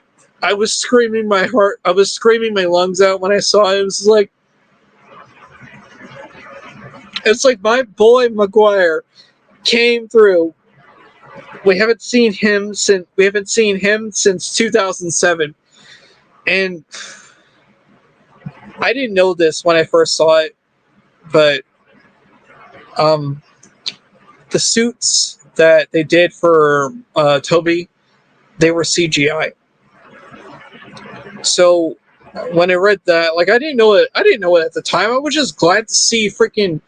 I was glad to see Tobey Maguire in his classic Spider-Man outfit.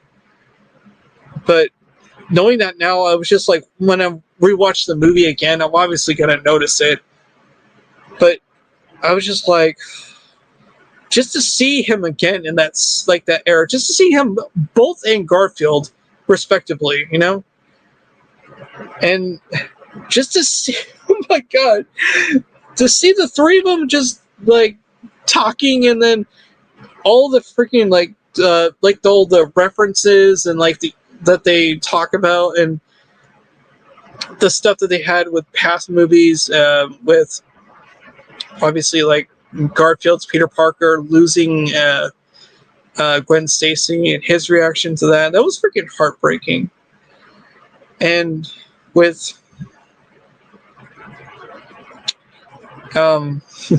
with Tobey Maguire's like talking about his back, that was like a nice callback to like Spider-Man 2. It's like it was so freaking awkward, and yet so just to see them interact, it was just like seeing your two best friends like interact with each other.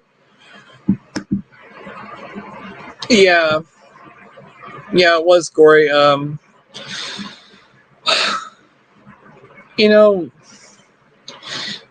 even looked it up to see if it was true. To see, and I read I read an article of it saying that the reason they did it CGI is because I think they said that the original the original suit was falling apart, and like I guess like the designs or like the fabric or something that they used back in 2001, it was a little like outdated for like the 2021 like fabric or costuming, so they had to update it. That's the same with the Green Goblin. It's the same thing with like the William Dafoe and the Green Goblin suit. They updated the Green Goblin suit to make William Dafoe feel more comfortable, because he said that the original suit was hella uncomfortable to wear.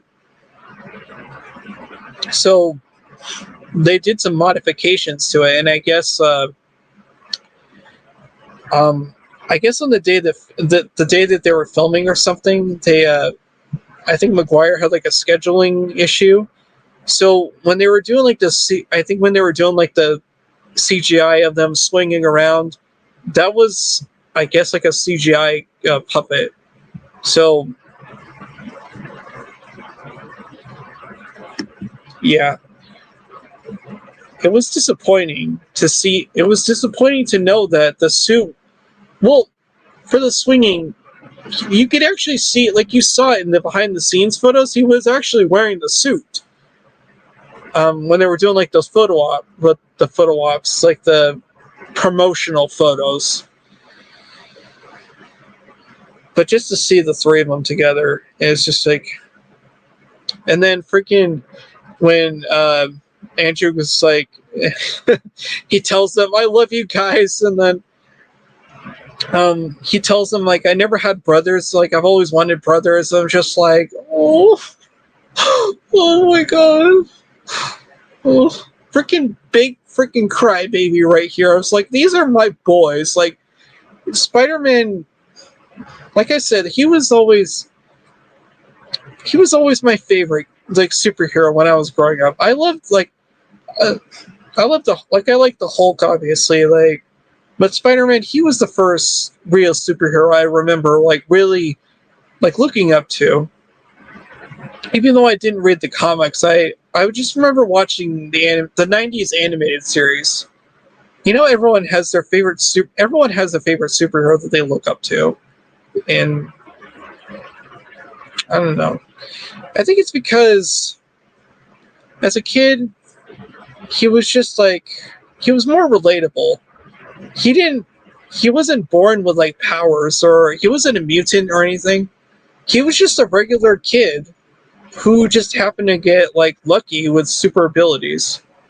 And he wasn't like a rich kid either, like Batman or Bruce Wayne. He lived in a crappy apartment. So he was just a guy. Yes, exactly, Daniel. With great power comes great responsibility. I was wondering I was wondering in the Holland trilogy why Uncle Ben wasn't present, and they never mentioned him. But then I realized I would think it was because they were saving that for like the quote Uncle Ben deaths for Aunt May at the end, and that was freaking tough. It really was. And she's like, with great power comes great. It's like the freaking audience was just like oh yes, Gory, the feels. Oh, it was so good. Well, it was good for the MCU, I should say. It was really like it still had all the MCU-isms that they have. It all like the some of the it still had like some of the forced humor that really doesn't work sometimes, like the forced jokes. And I'm gonna even though I really love seeing like Doc Ock again, the way they did his character and him like interacting like these kids who were just kind of making fun of him, I wasn't really too big on that. And it was just like, oh, it's your stupid MCU humor. You're just making a joke out of him. I wasn't really like feeling that at all. But yeah, it was a really like good movie. It, it just, it was the best one of the Holland trilogy, I will say, like the first one. But it had its issues too. It wasn't a perfect movie, but it had its moments, and I really did like it. I forgot. Oh, I forgot. Almost forgot. I have one other movie to show. Um, I don't think I don't think I showed this one, but I actually showed this on my Instagram. But I got the new Scream as well.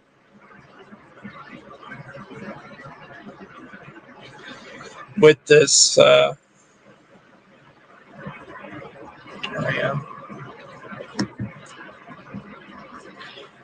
that Death of May was super tough on me. Oh, I know.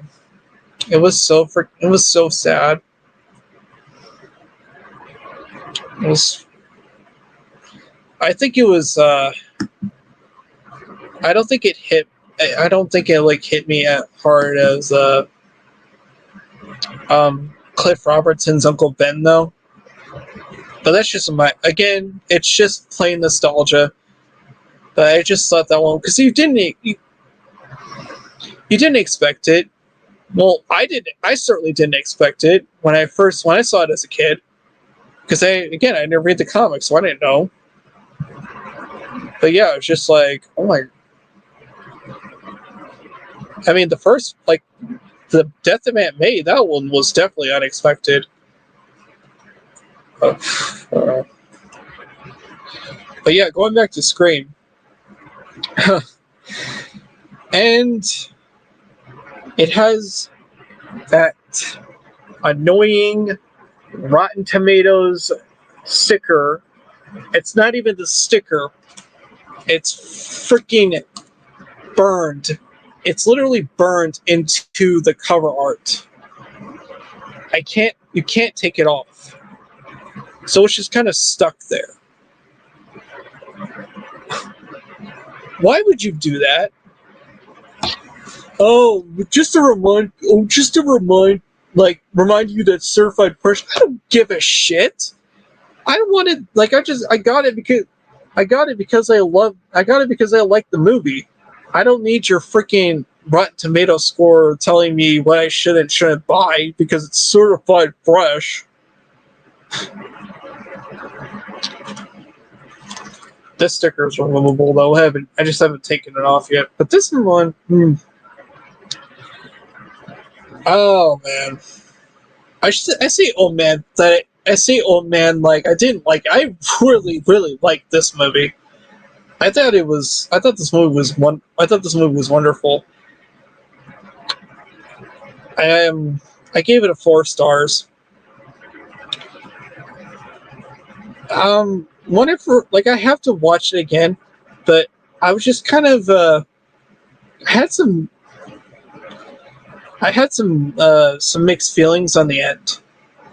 I mean, Gory, I saw your review of it. You said that you had some problems with it as well. Um, you said that you had like some issues with the characters, and um, I understand where you're coming from. I really do, but it's been, oh my gosh, the last movie came out in Scream 4 came out in 2011, so it was like over 10 years ago, I believe, that we didn't get a Scream movie since then. And I'm just like, honestly, I'm just grateful that we got a Scream movie at all, and one that was really as crafted and good as this, because this is because this is a true love letter to the franchise. The creator, like the directors of this movie, clearly were fans of the movie. Clearly, are fans of the movie, of the franchise. And I was just like, when I saw this, I was just like, I had a big smile on my face the whole movie, especially like stuff that they just tossed, they put in because it was just like, we're fans, and like we know you're fans too. Otherwise, why would you be watching this? Like for example, like for Dewey's cowboy theme, for example. And yeah, I really liked it. I just haven't watched it since I bought it, but I can't wait. I want to go and like do like a complete marathon of the franchise now. When I get the chance.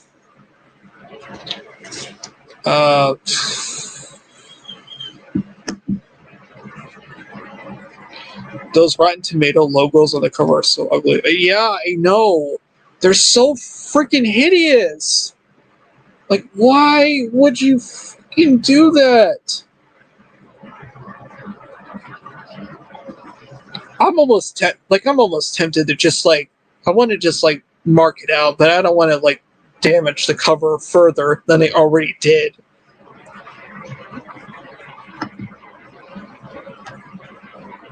I want to get the 4K set that also has the first one with the 4K as well. Yeah. I have quite a few like editions. Well, I don't have like quite a few, but I have more than one edition. Like I got the original Scream on Blu-ray when that was released for I think it was the 25th anniversary. And I got the collection with that has the trilogy, and it has like the 2 documentaries, and then I got Scream 4 on Blu-ray just as a single thing. But I love the franchise so much. Seriously, I was like,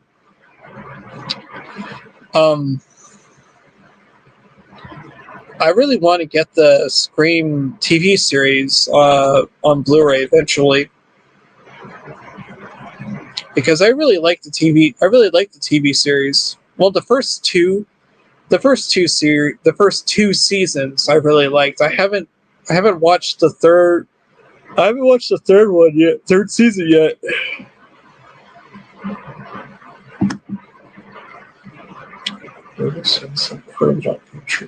So, yes, they did, Corey. I completely agree with that. I completely agree with you. When I was walking, after my first initial viewing, when I was walking in the theater, I gave my I did an I gave my opinion on Instagram Live, and I said that in the video, I think if Wes Craven saw this, I think he would be proud of like the movie that they ended up making. Like, do you think that Wes would have been proud of that, of this new Scream? Um, I think that the team did a good job, and frankly, I would love to see them. I would love to see them do like like a reboot of Nightmare on Elm Street. Like they did so good with this Scream. If I don't know if Robert Englund would be down to do it, because he said that he retired the character. I mean, he did, but he also did say that he has one more he could have one more movie in him. But just to see, like, if they can get like Heather Langenkamp back and just like something, just to have like one more Nightmare movie. Um, well, a lot of fans might. I think a lot of fans might disagree with this, but I enjoyed the 2010 Nightmare movie, the Nightmare remake. I enjoyed it. I thought it was, in my opinion, I thought it was, I thought it was better than New Nightmare and Freddy's Dead.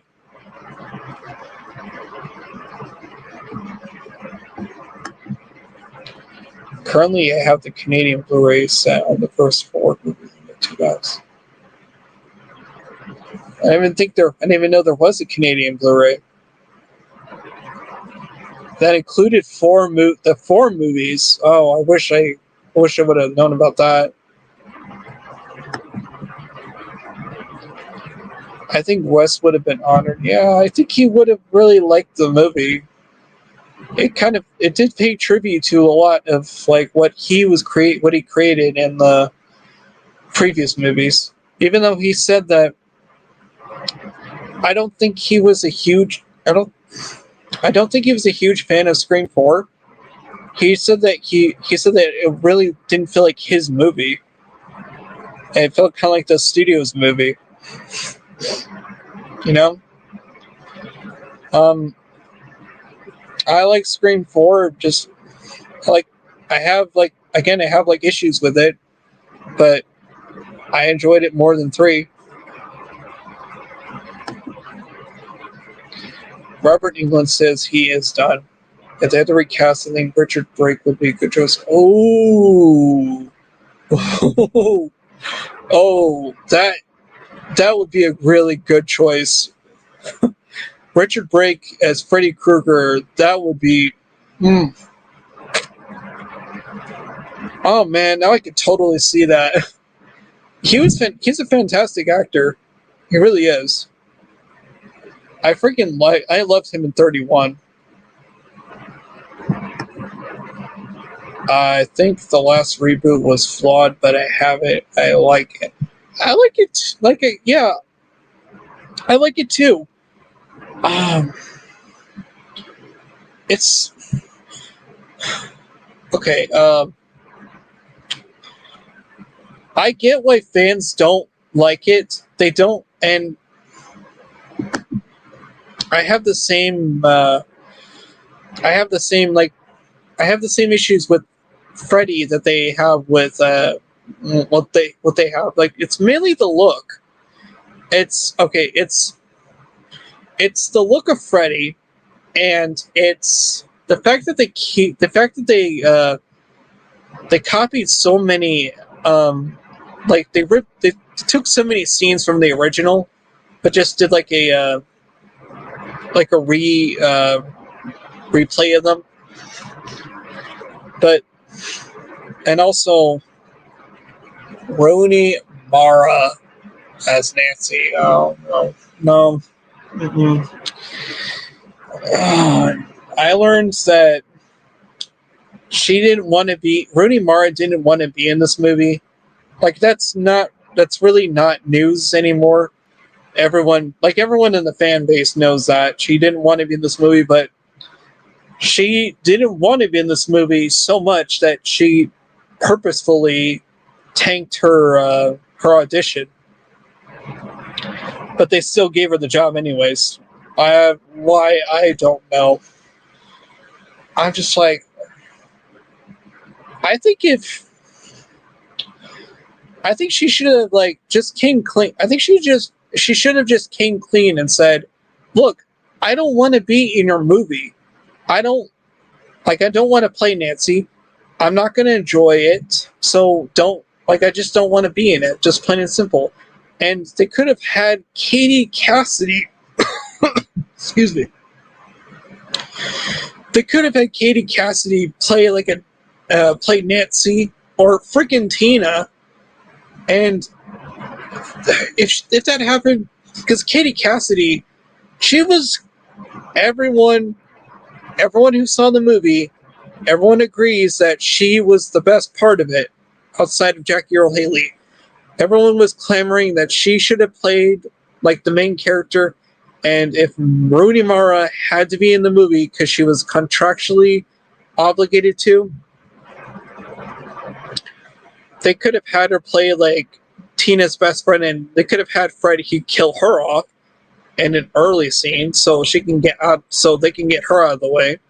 And Katie Cassidy, she was given even the freaking minimal screen time that she has, because oh my gosh, she was clearly she was the one passionate person, she was doing the most work into it.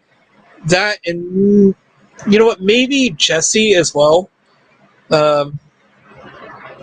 Those two were the only ones who were doing a really good job. Everyone else was just kind of well, no pun intended, sleepwalking through their performance.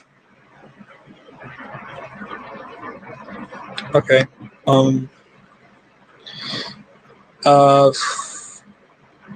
Okay, Daniel, please go get some rest. Thank you for watching my stream. I really appreciate it, brother. Have a good night. Take care. Yeah, oh, yes. Oh, right? Yeah, she should have. She should have had just turned it down. I don't know what happened, but you know what? Because she was Nancy, we got the movie she did. We got the movie we did. And everyone hated it because of her. And now, because of that, because it underperformed. Well, it didn't do as well as they wanted, so that's why we never got a sequel, even though they set it up for a sequel. The Friday movie, actually, the Friday the 13th reboot, that movie was that movie did pretty well, but that one, they never did a sequel to that one. And I don't know. Katie Cassidy was great. I love her in Supernatural.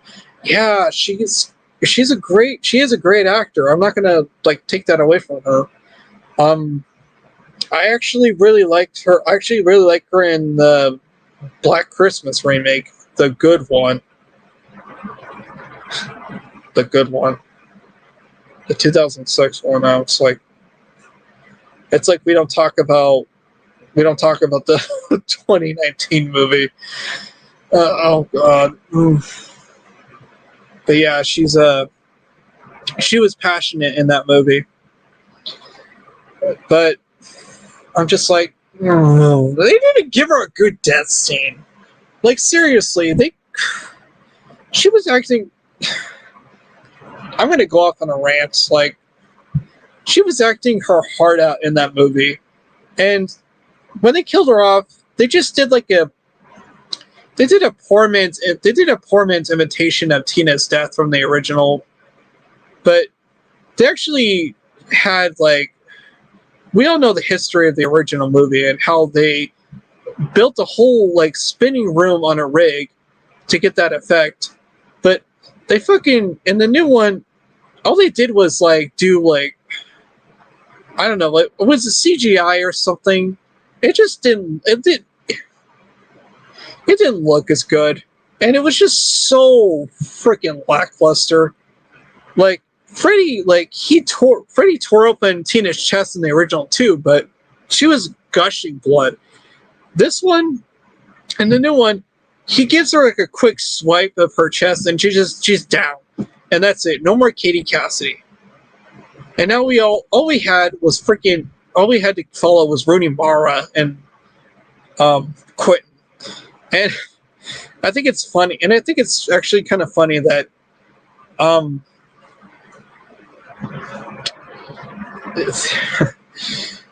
the actor who played Quentin was he was both in both a nightmare. It was in both a Nightmare on Elm Street and he was in a Scream movie. But I thought they were gonna do a lot more with him in the Scream movie. To be honest,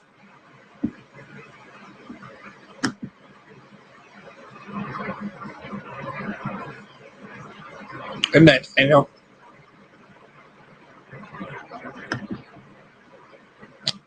Yeah, she was great in Black Christmas, right? I'm a I am I'm a constant defender of the 2006 Black Christmas movie. I think it's because I saw that one first. I didn't even know that there was an original until the remake came out. Um, but I remember I remember watching the trailer for that movie over and over when I was in high school. Like I would watch it like discreetly on my my school's computers. I had to I was doing it discreetly because they were like showing like signs of like showing scenes of carnage in that trailer. And so I didn't want to get in trouble, so I had to do it like really sneakily. The original is one of my favorites, but I think the early 2000s remake is good. Yeah,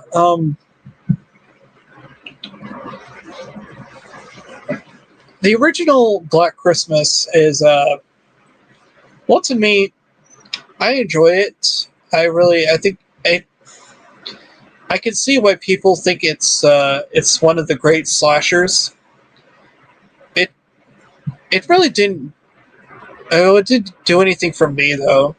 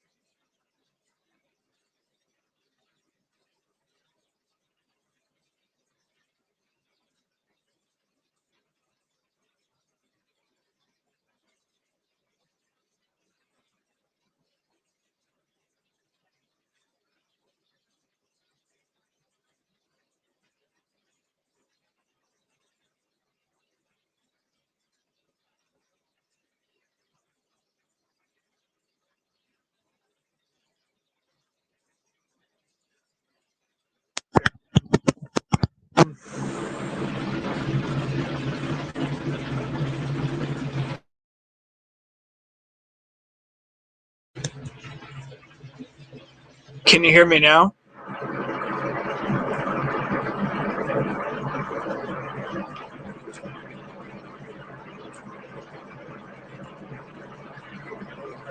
Okay, good. Ah, I was like, oh man, for a minute there. Okay, I just pressed unmute and mute again. Just like hopefully that'll fix it. But yeah,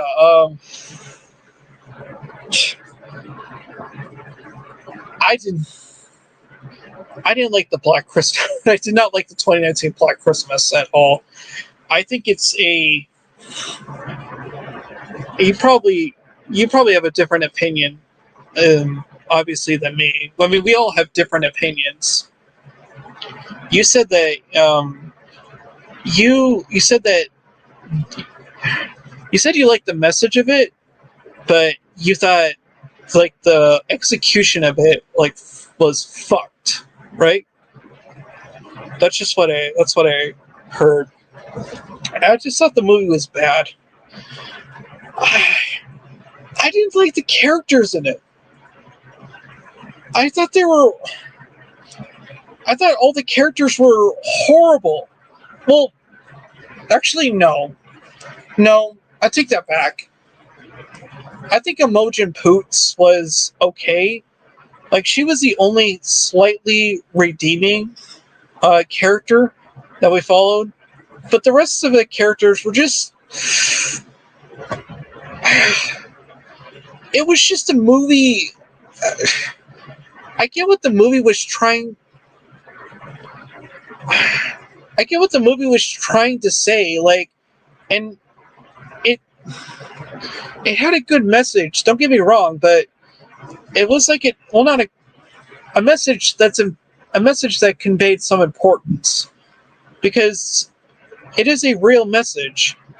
But just to take that and put this whole like men are like all men suck campaign, I'm just like, what the fuck? I think it was a good message, but it was delivered poorly. It was a rant, not a movie, and the characters are terrible. Yeah, it was. Oh my gosh.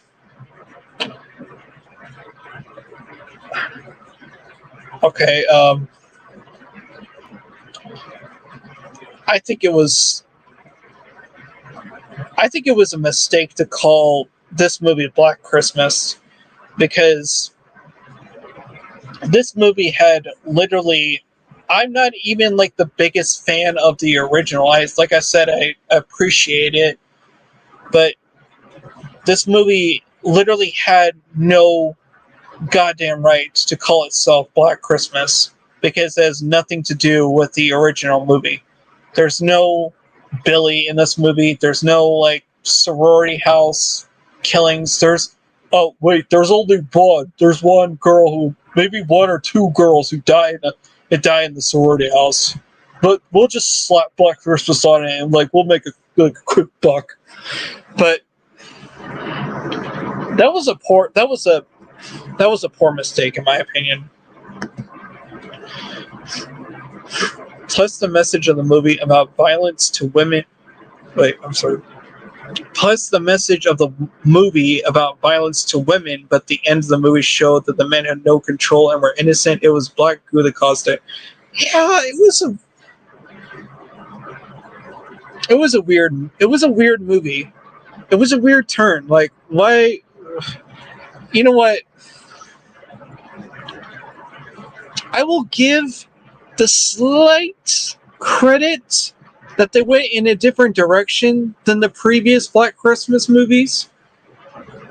It was in they took like a more supernatural approach, but then they had to kind of tack on this message of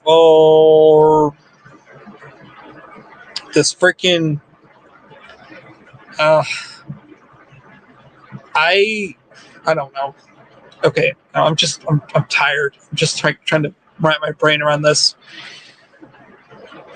This whole movie, it feels like a protest movie, and it feels wrong in a way. It feels like this movie just it it treats it feels like it treats men and women just both like scum. It's like it just feels almost one-sided, you know? It's like it's making out the men to be like these rapist assholes, and the women, they just feel all. It almost feels like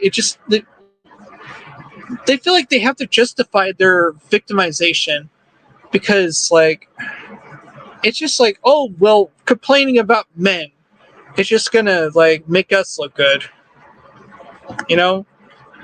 I just don't want to say that like I'm not like I don't hate women, but it's just like that's the kind of message I was getting fed to me. So they killed a bunch of innocent culture, but yeah, it's like these guys were just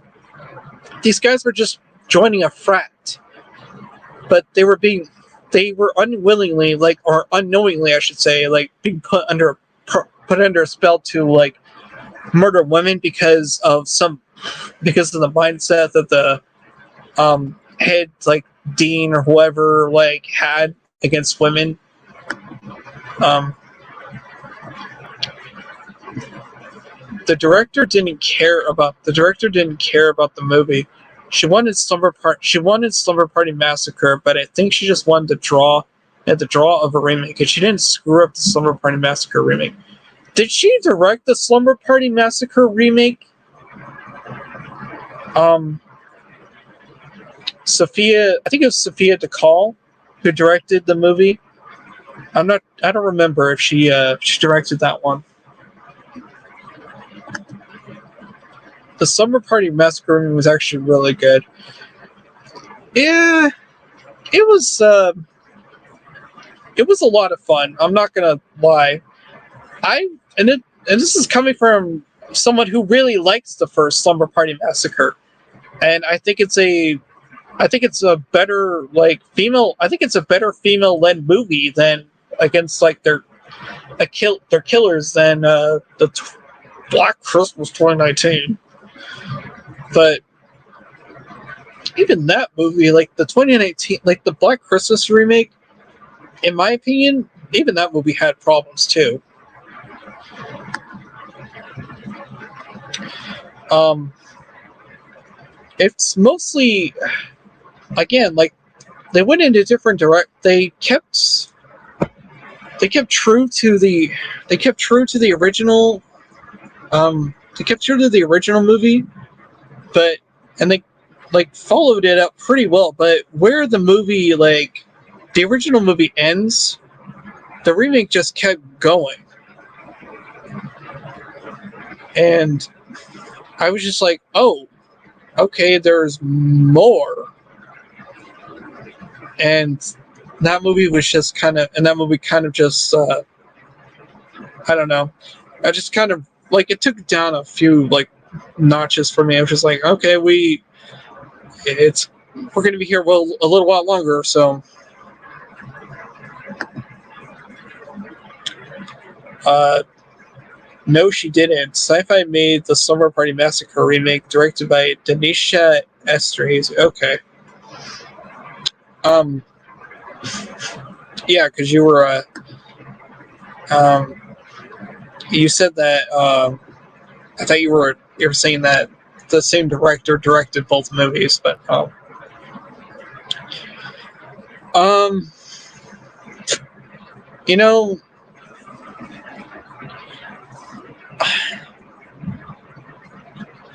I don't know if I would buy like I don't know if I would own it, but I'm not really sure. Would I own? Would I buy the Slumber Party Massacre remake? I mean, it's not like it's out of print. It just came out, so. But what it's not like is it a movie I would really want to like revisit though? I'm not really sure.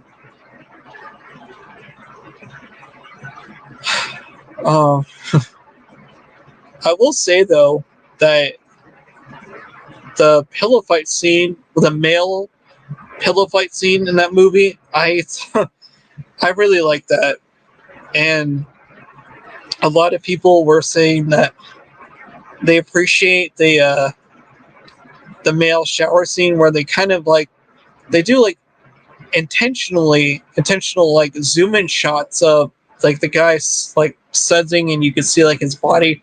It's kind of like a lampoon of like when you see women in like horror movie shower and you get like really close up at them. So I really like that aspect. I thought it was really nice because, you know, you ladies, you deserve like a little look too. Like that shouldn't be just that should not just be for us guys. I mean, I say that as like obviously as a pansexual. Like I can appreciate whether a man, woman, transgender, whoever, like it doesn't really matter to me. I'm just saying like as a person who's, you know, who's either straight or whoever, they can appreciate a person of the opposite sex, like, you know, doing those shower scenes. But uh, that shower scene was so good. Oh, man. Yeah. Um, it was a fantastic commentary on women in horror. It was a fantastic commentary on women in horror, and it was fun, not preachy. And yeah, I, it really was like it was like a modern update of obviously the classic like movie. Even though the original movie I should say was kind of it was supposed to be a lampoon of horror movies at the time. Um, but it actually did fall into those traps of like repeating the same thing. But there was a more I did learn that in the original movie, the shower scene in the gym, that was like the director wanted to get that scene out of the way. So it's just like, okay, we got to have our mandatory nude shower scene for like everyone. So get that out of the way and focus on the story. It's just like, okay, yeah, I can understand that. So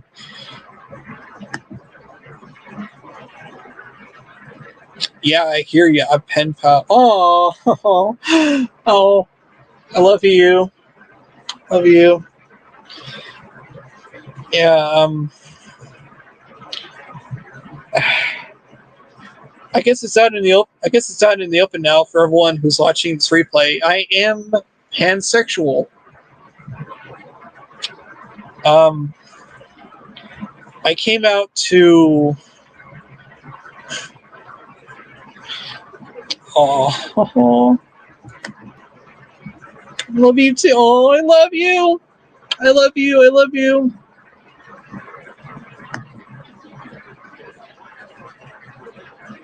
The original Summer Party Massacre was supposed to be more of a satire, but it didn't come across as well as it did in the remake. Yeah, you know what? You're right. The remake did have more of like a. I mean, obviously it was taking like a lot of recreations of the original movie, but I think it did have a little more of a satire feel to it than the original did. But the original is like easily was like one of my favorites, and I don't know why I haven't. I own like the whole trilogy on DVD, but I haven't like watched parts 2 and 3 yet. I I need to get around to that soon. Seriously, like if I find time next week, I'm definitely if I find time next week, I'm gonna freaking just marathon them.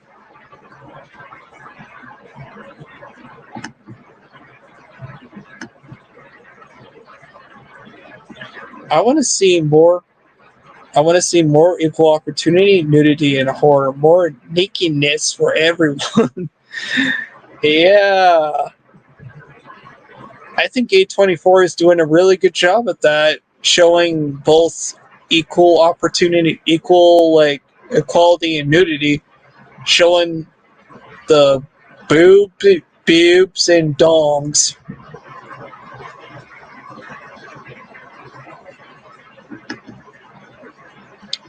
I love Slumber Party Massacre 1 and 2. Yeah, I need to see Turks 2 and 3 as well.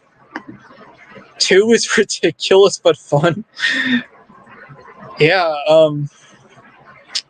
I can't wait to watch it now. It's like it's the drill is like a guitar, like an electric guitar. It's just like I need this. And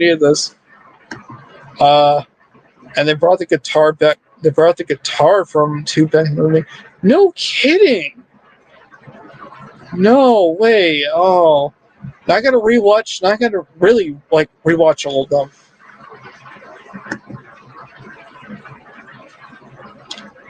A24 is giving us the old people. A24 is giving us the old people nudity that we didn't ask for, but we strangely enjoy.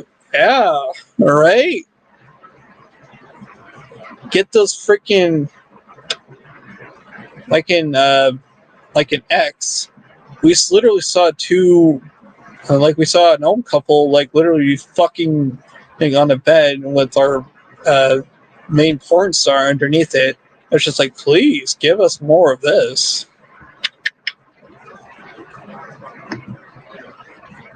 Two is almost more like a Nightmare on Elm Street. It's so weird and fun. Oh man.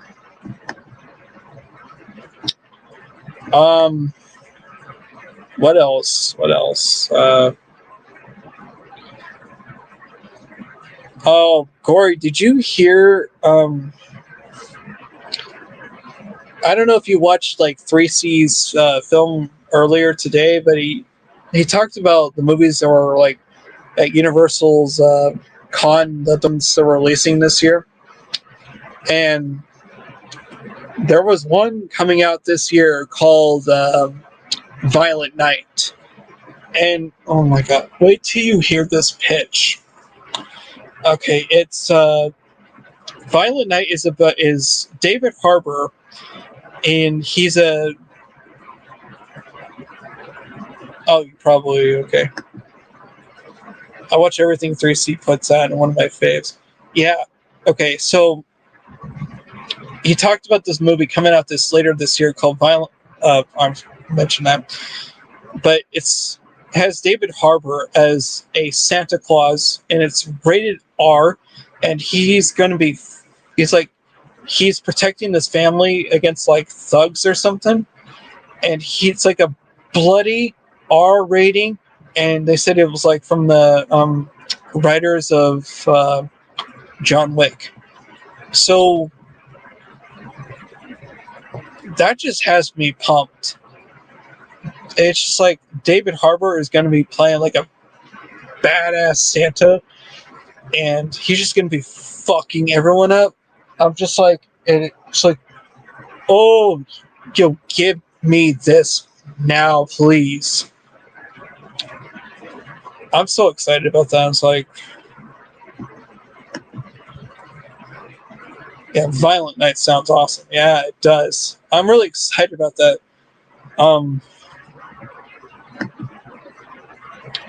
It's like someone sold that Die Hard that wasn't Christmas. It's like someone said that Die Hard wasn't Christmas enough to, so they made the movie, and I'm here for it. Yeah, okay. I think we haven't seen like a really kick-ass Santa Claus since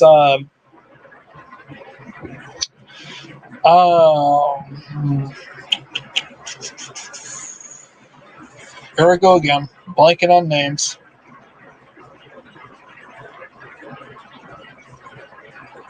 Okay, I'm saying that we haven't seen like a really kick-ass Santa Claus since Bill Goldberg and um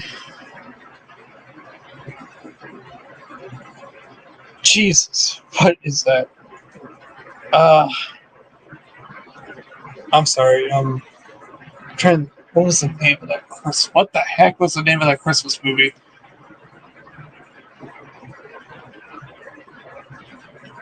Bill Goldberg. Santa's Sleigh. That's it.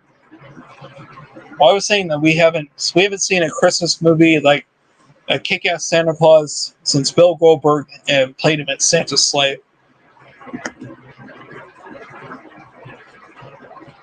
Yes, that's what it was. I was like, oh, I was like blanking on the name. I was like, oh, fuck. Santa's Sleigh is freaking awesome. I love that movie. And it just kind of sucks that David Steinman, who directed it, that was his only directorial movie, or at least the only movie he directed. Like, I'm just curious if he had done more movies, what else would he have done? Like, can you make anything as funny, kick-ass as that? Yeah, yeah. There you go. Santa's Sleigh, maybe Krampus or Christmas Horse. Yeah, really good choices. Krampus is like, we only saw a little bit of like Krampus in his own movie. So he didn't really do anything that kick assery. But yeah, the Santa and Christmas Horror Story. I love that, and wanted to see a whole movie around that.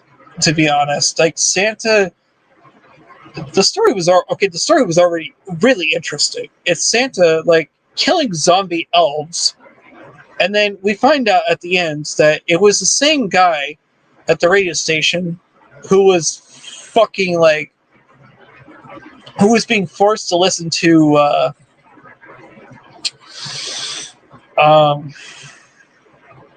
the radio's DJs like testimony on how much he loved Christmas.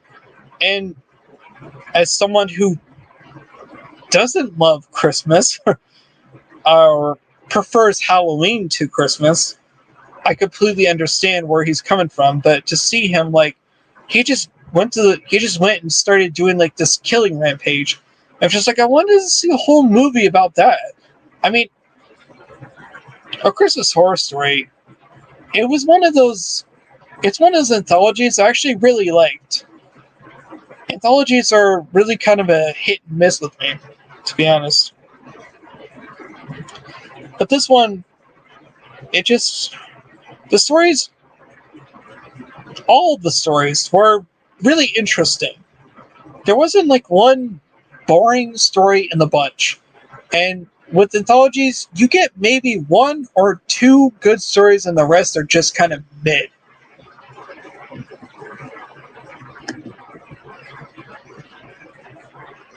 And that's why I love you, Corey.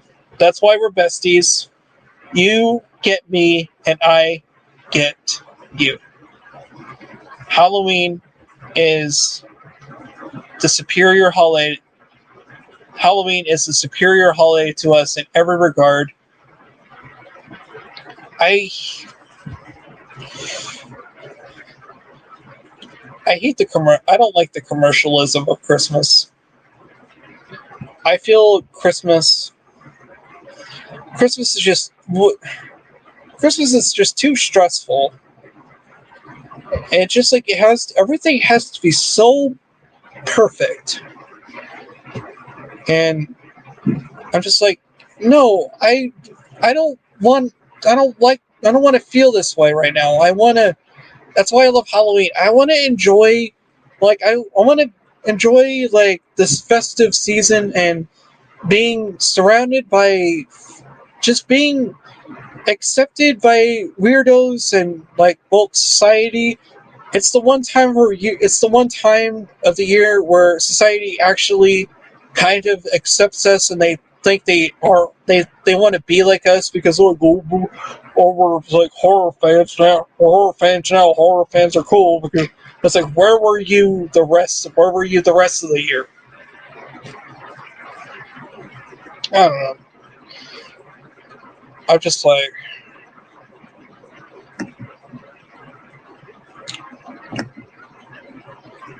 it wasn't solid anthology. It was. I also love Trick or Treat. Oh, Trick or Treat. Now you're speaking. Now you're speaking my language. That's Trick or Treat and Creep Show. Those two are like, those two are my like top tier. Those are top tier favorite anthologies of all time. No, hands down. I get excited whenever Christmas or not Christmas. Whenever I get to watch Trick or Treat, I always get excited because I just love immersing myself in that world. I already read that. That's why I like the movie Christmas Evil. It shows how the ideas of Christmas don't match reality and makes this guy crack and kill people. We got Christmas Evil. That's another good movie, Corey. It really is.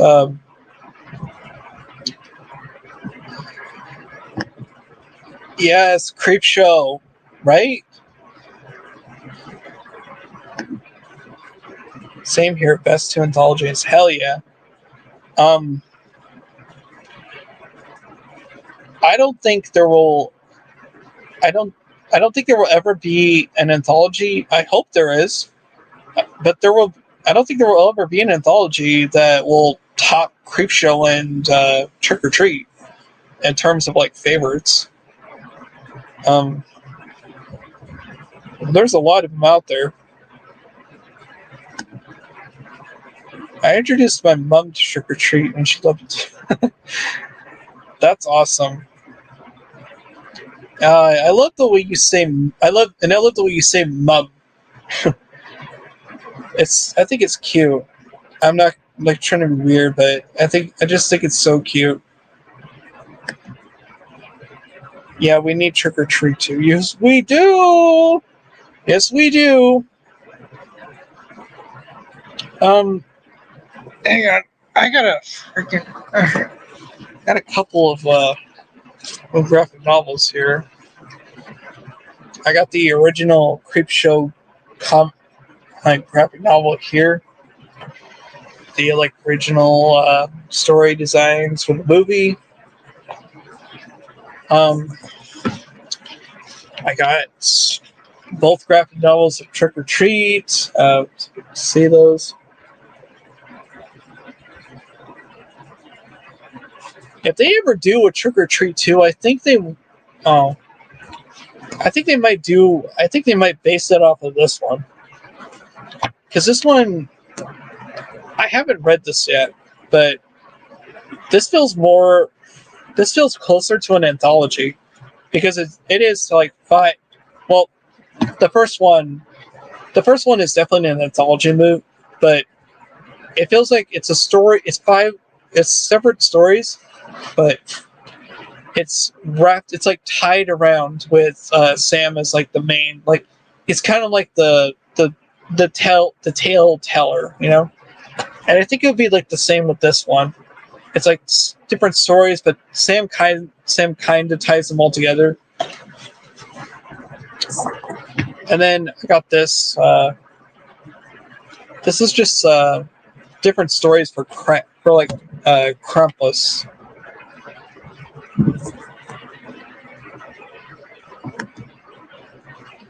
Nice. My mom has that graphic novel too. I should pick it up. I have the Trick or Treat ones too. You know what else I have? I have the. You know what? I'm just gonna show you. Yeah.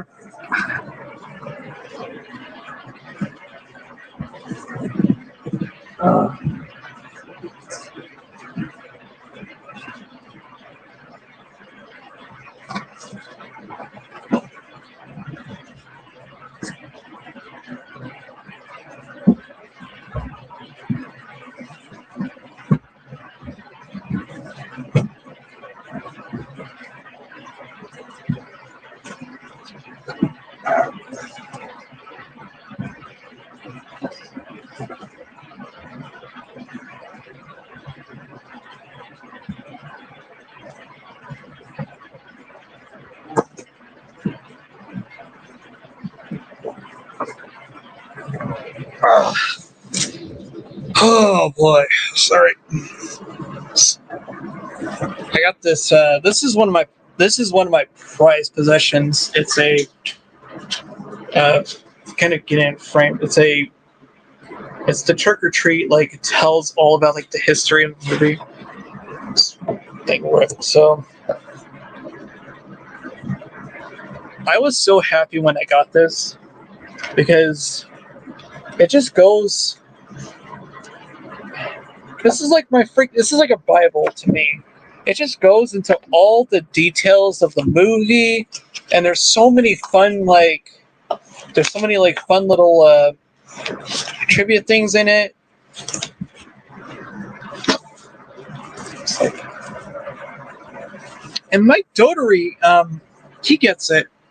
He's a Halloween fanatic, and I love the reason he created Sam, because he's so right.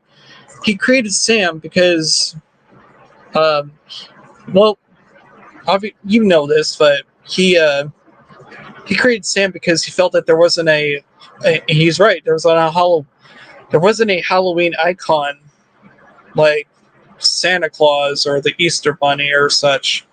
So what did he do? He made one up, and he created it, and now Sam has become one of the most popular horror icons ever. And then I got the parts of Krampus because got to have the Trick or Treat one. Also got to have one for his Christmas holiday horror. And again, kind of show it in just like tells you like all about the movie, and I really want to get. I haven't read this yet, or I haven't read either of these books yet, but I really want to. I adore Sam. He reminds me of my son. Yeah.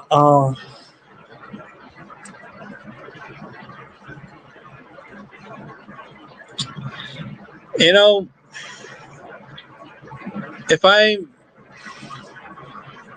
ever lucky enough to have children, I'm gonna like,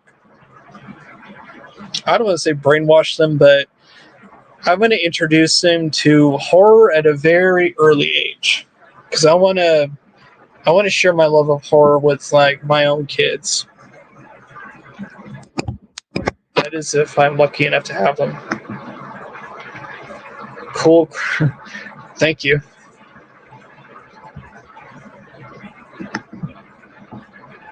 Well, I need to find them. It's freaking awesome. I love it so much. You know what, I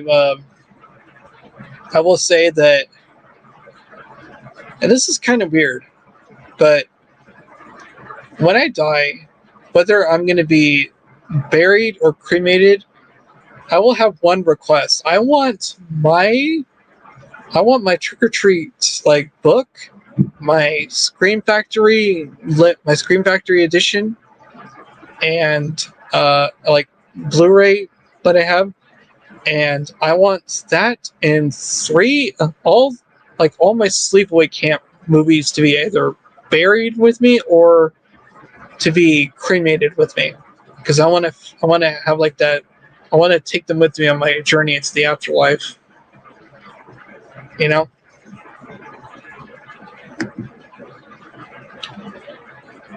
Introducing my son to Scooby-Doo at a young age worked, and now he watched cheesy horror movies together. He loves Hackle-Lantern. He's also a fan of the Scream movies. Oh, that's awesome. That is awesome, Gory. That really is.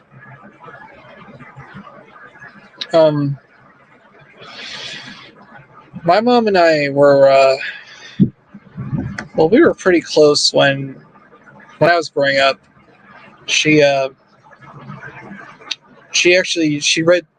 with me when I was a kid, until I was old enough to read on my own. But she wasn't really like a horror fan. So we kind of didn't really share that commonality, like that common, like, interest. Um, I was I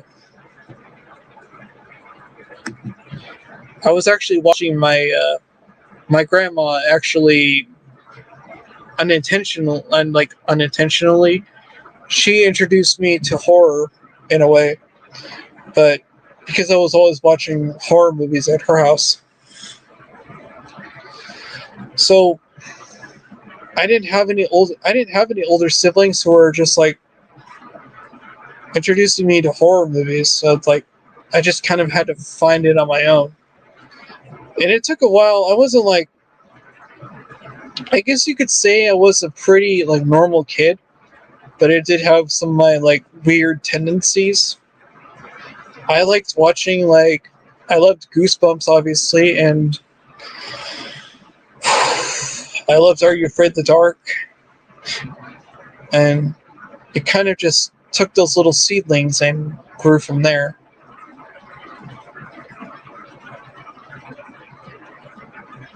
But yeah, I watched some of like I watched some of the bigger franchises at a very young age. Like I watched A Nightmare on Elm Street. I saw Child's Play at a very young age. So, but the only one that really scared me was Tim Curry's Pennywise. Oh man, that movie or his performance fucked me up hard.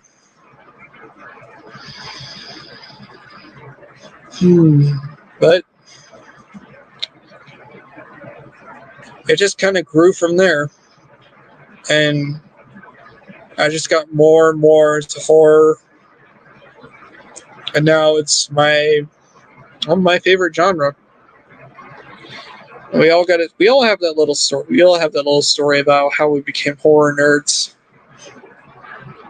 I mean, probably told me yours before, Hungary.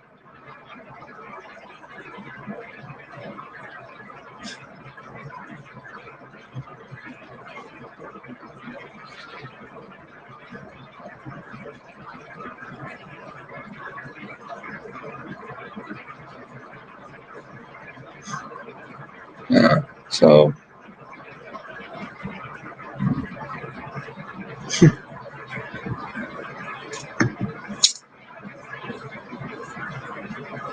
you are most welcome, Gory.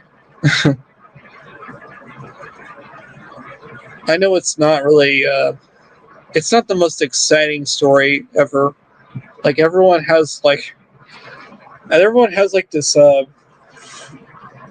Everyone has like this huge, like this really kind of impactful like horror story. Like they have to tell like how they got into horror, and mine's just like the basic old. I don't know. I just kind of got into it. I didn't really have anything exciting to say about it. It's like I will say though that um I always tell people this, like, and this is 100% true, that the first horror movie that I saw in the theater was Jeepers Creepers. I was 9 years old when I saw that movie, and I wouldn't say it. I wouldn't say it really changed my life, but that was an important day because we saw Planet of the Apes, the Tim Burton one, and then I can't remember what the reason was, but like the guy who was watching us said, "Oh, let's go sneak into Jeepers Creepers," and I was just like an impressionable kid. I was just like, okay, so went to see it, and history was made. Uh, and then I had a headache on the way back, so I threw up in his car. But the movie itself, I really liked. I still like it. It's one of my favorite, it's one of my favorite, 2000s movies. Uh, my parents were big into horror, and my mom got me started with old black and white movies like Vincent Price films and The Bad Seed and Incredible Shrinking. Oh, those are good choices. Um, I haven't seen The Bad Seed, but I love The Incredible Shrinking Man. It's one. I think that's a brilliant. I say brilliant movie. It really is brilliant. It's a from a technical standpoint, it really is a lot of those movies from the early era of cinema. They had it more. Well, they had it harder than a lot of movies of today because back then they didn't have a lot of they didn't have a lot of CGI and big expensive productions and well I shouldn't say that, but they did they just felt more they had to do a lot of more camera tricks, and it felt more like a magic show than a lot of movies today, and that movie was no exception. That's why I really like it. My story isn't exciting. I loved horror since before I loved horror since before I can remember. My mom used to read to me her Stephen King books when she read them, and then I wanted to see the movies. Your mom read you Stephen King when you were a kid? That's crazy. How did you sleep?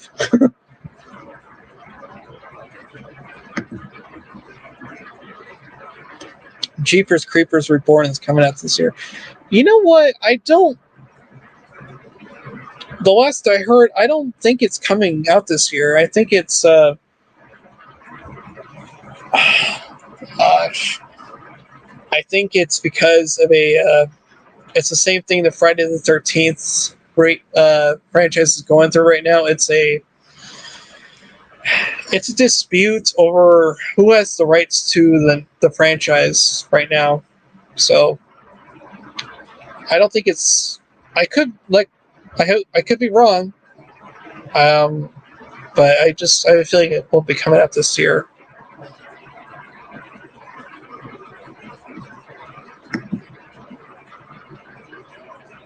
Yeah, she would just read parts of whatever.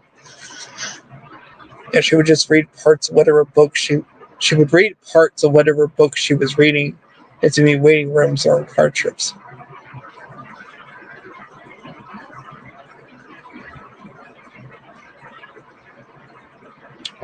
I've been saying this forever, but I really got to start reading King. I've been I've been putting it off for too long. I haven't even finished well my one of my favorite adaptations, which is It. I haven't even finished the book yet, but I got pretty decently far in once, but then I just never picked it up again. So I gotta. I've actually been wanting to. I completely forgot about this, but I think Firestarter, the remake, is coming out the next month, and I wanted to read the book and then watch watch the original film again because it's been years since I've seen the original Firestarter.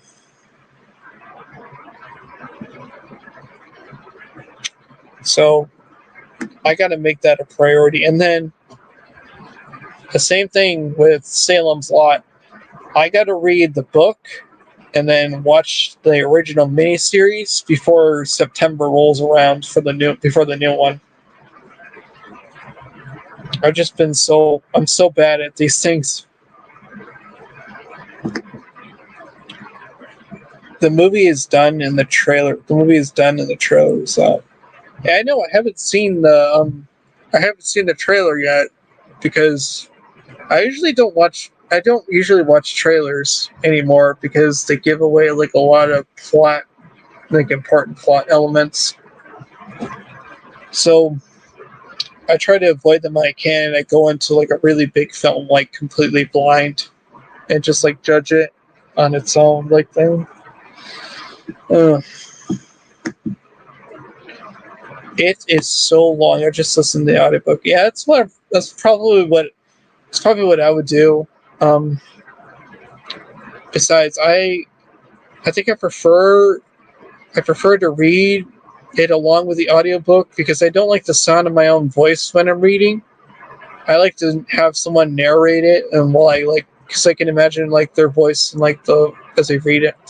I don't know, but I heard the original audiobook. I heard the original audiobook is narrated by Steven Weber. He was in he played Jack Torrance in the miniseries, so that's cool.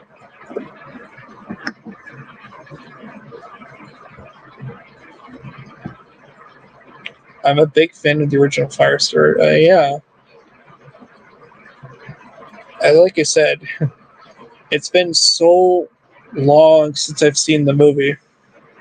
I don't know much about it other than yeah, no next to nothing.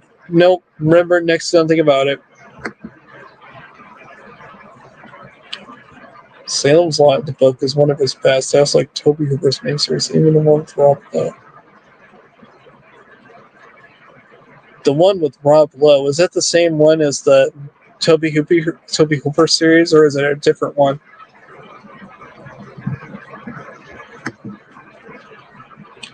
The Jeepers Creepers trailer is just a teaser. Yeah, I saw the teaser and I wasn't really huge on it because I didn't like I didn't like Jeepers Creepers 3, to be honest. And this one I just didn't like the direction they went with it because they were they had a pretty great opening at the end of Jeepers Creepers 2, where they set it up where Taggart was going to Taggart and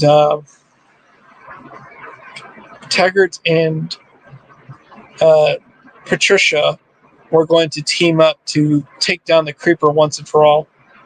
And I was just like, yeah, I want that story, please. It's like, but they gave us like this midquel between 1 and 2, and it's like, oh, okay, well, that's nice. And then Jeepers Creepers 4, it doesn't look like they're not doing that story anymore. They're just doing something completely different. And I'm just like, well, and I heard that the same, like, Jonathan Breck wasn't going to be in this one playing the creeper. It's just like, well, why am I going to watch it then? You took out 2 of the elements that kept me interested, so why should I care about your movie now?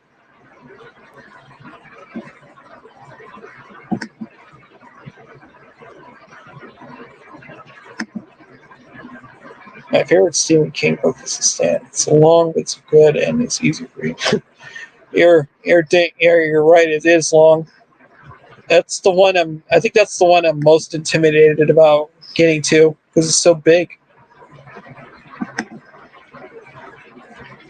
Those are some things King narrates, and Sissy's Physics narrates Carrie. Yeah, I got to read Carrie too. I got to read a lot. I got to read a lot of his books. I think there are 2 different miniseries. The Rob Lowe one is from 2006, I think. Huh. Okay. Well, this gives you something to look at. Reborn is supposed to continue up a part 2, and it's sort of ignore part 3. Really? I just heard that it was gonna. They didn't really give, like, in that teaser. They didn't really give like a lot of details about what Reborn is going to be about. So is it gonna be like a? Is it going to be like a Halloween 2018 thing where it's just kind of jumping off of part 1 or part 2 and ignoring 3. Is that what it is? Because I just heard they were. I don't know. I think it's just going to be like another. It's just going to be like a standalone thing. You know, just like another sequel that doesn't have any connections to their first 2 movies.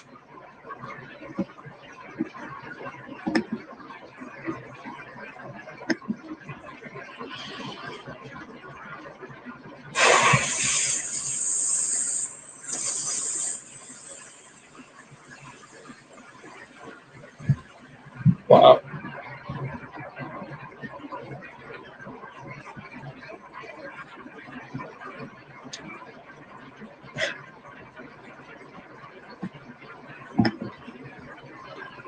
It focuses on new characters who go into a horror con and the story of visions with the creep. And then the girlfriend starts having visions of the creeper. And yeah. Huh. I don't know. I just kind of I just wanted them to I wanted them to wrap up like Tigers and especially like Patricia's story, because they said that if they do like a story like this without her involvement, it's just like she doesn't get any kind of closure with her like avenging her brother's Derry's death, in the first one. And I was just like, oh, I was kind of looking forward to that, but I guess now we're not gonna do it anymore. Oh. I still really like the first 2 movies, even though I like the second one, but it's definitely more. The second one's definitely more action than the first one. The first one was a little more suspenseful. The first one felt like more of a monster movie than the second one.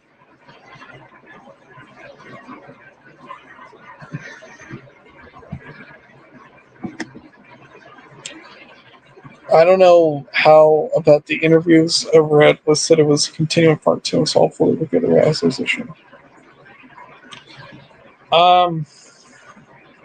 I hope so too, honestly. Oh, okay. I think this is the longest stream I've ever done so far. So, and it's almost 1:30 in the morning. So, Gory, I think I'm going to call it a night here. But thank you so much for for hanging out with me, even though we were just talking to the chat. I really appreciate you just like stopping by and just like supporting the channel. And I'm gonna go see Everything Everywhere All at Once tomorrow, but I will definitely try to catch your stream with Danny. I'll try to promise that. I will, even if I miss it, I will watch the replay of it. But thank you so much for watching my long stream. Yeah, and if you're serious about wanting to go to Halloween Horror Nights, I'll send you my message. I will send you my address and through Twitter, and we can talk about it and discuss it maybe. And if you're just because I would it's just the idea of you guys coming out and just us meeting, and it's just it's a little hangout thing. So yeah, I'll let you know. But thank you so much for watching. I'll catch up with your chat real quick. Like that. You've been streaming for 3 hours. I know, and I'm I'm dead. I'm so tired. Good night, my friend. Good night, Gory. Oh, so watching my stream today too. It means a lot. You're welcome. I'm gonna try to like, even if I miss like the beginning of it, I'll try to like at least jump in the chat like later and like just to say hi and like talk to you guys. Yeah, it's so long. It's so long as it's not too far. So long as it's not too far away. If it is more than 20 minutes of yeah, so if it's not too far away. If it's so long as it's not too far away. If it is more than 20 minutes, or probably not. Hopefully, we can find a way to hang out. Yeah, totally. If you like, even if you can't make it like to like do Halloween Hornet together, just come on down to like my town and we could just like hang out and do something. You know, like I live out, like we can go out to the.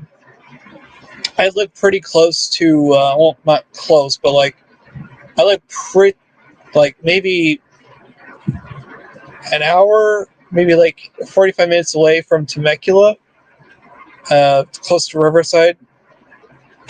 They have like a huge mall out there, and we could just like hang out and do stuff like just casual. Get that watch time, boy. Been nice hanging out with you. Sleep well. Okay. No worries. You can always catch the replay. Okay. Okay. I'm gonna crash now. So, thank you, Corey. I love you. I love you. Good night, my love. Take care and pleasant dreams.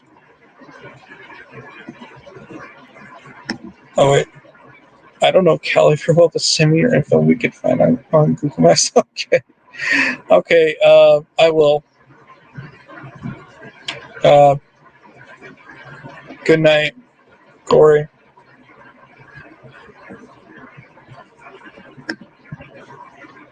Good night, blessed be. Love you. I love you. I love you too.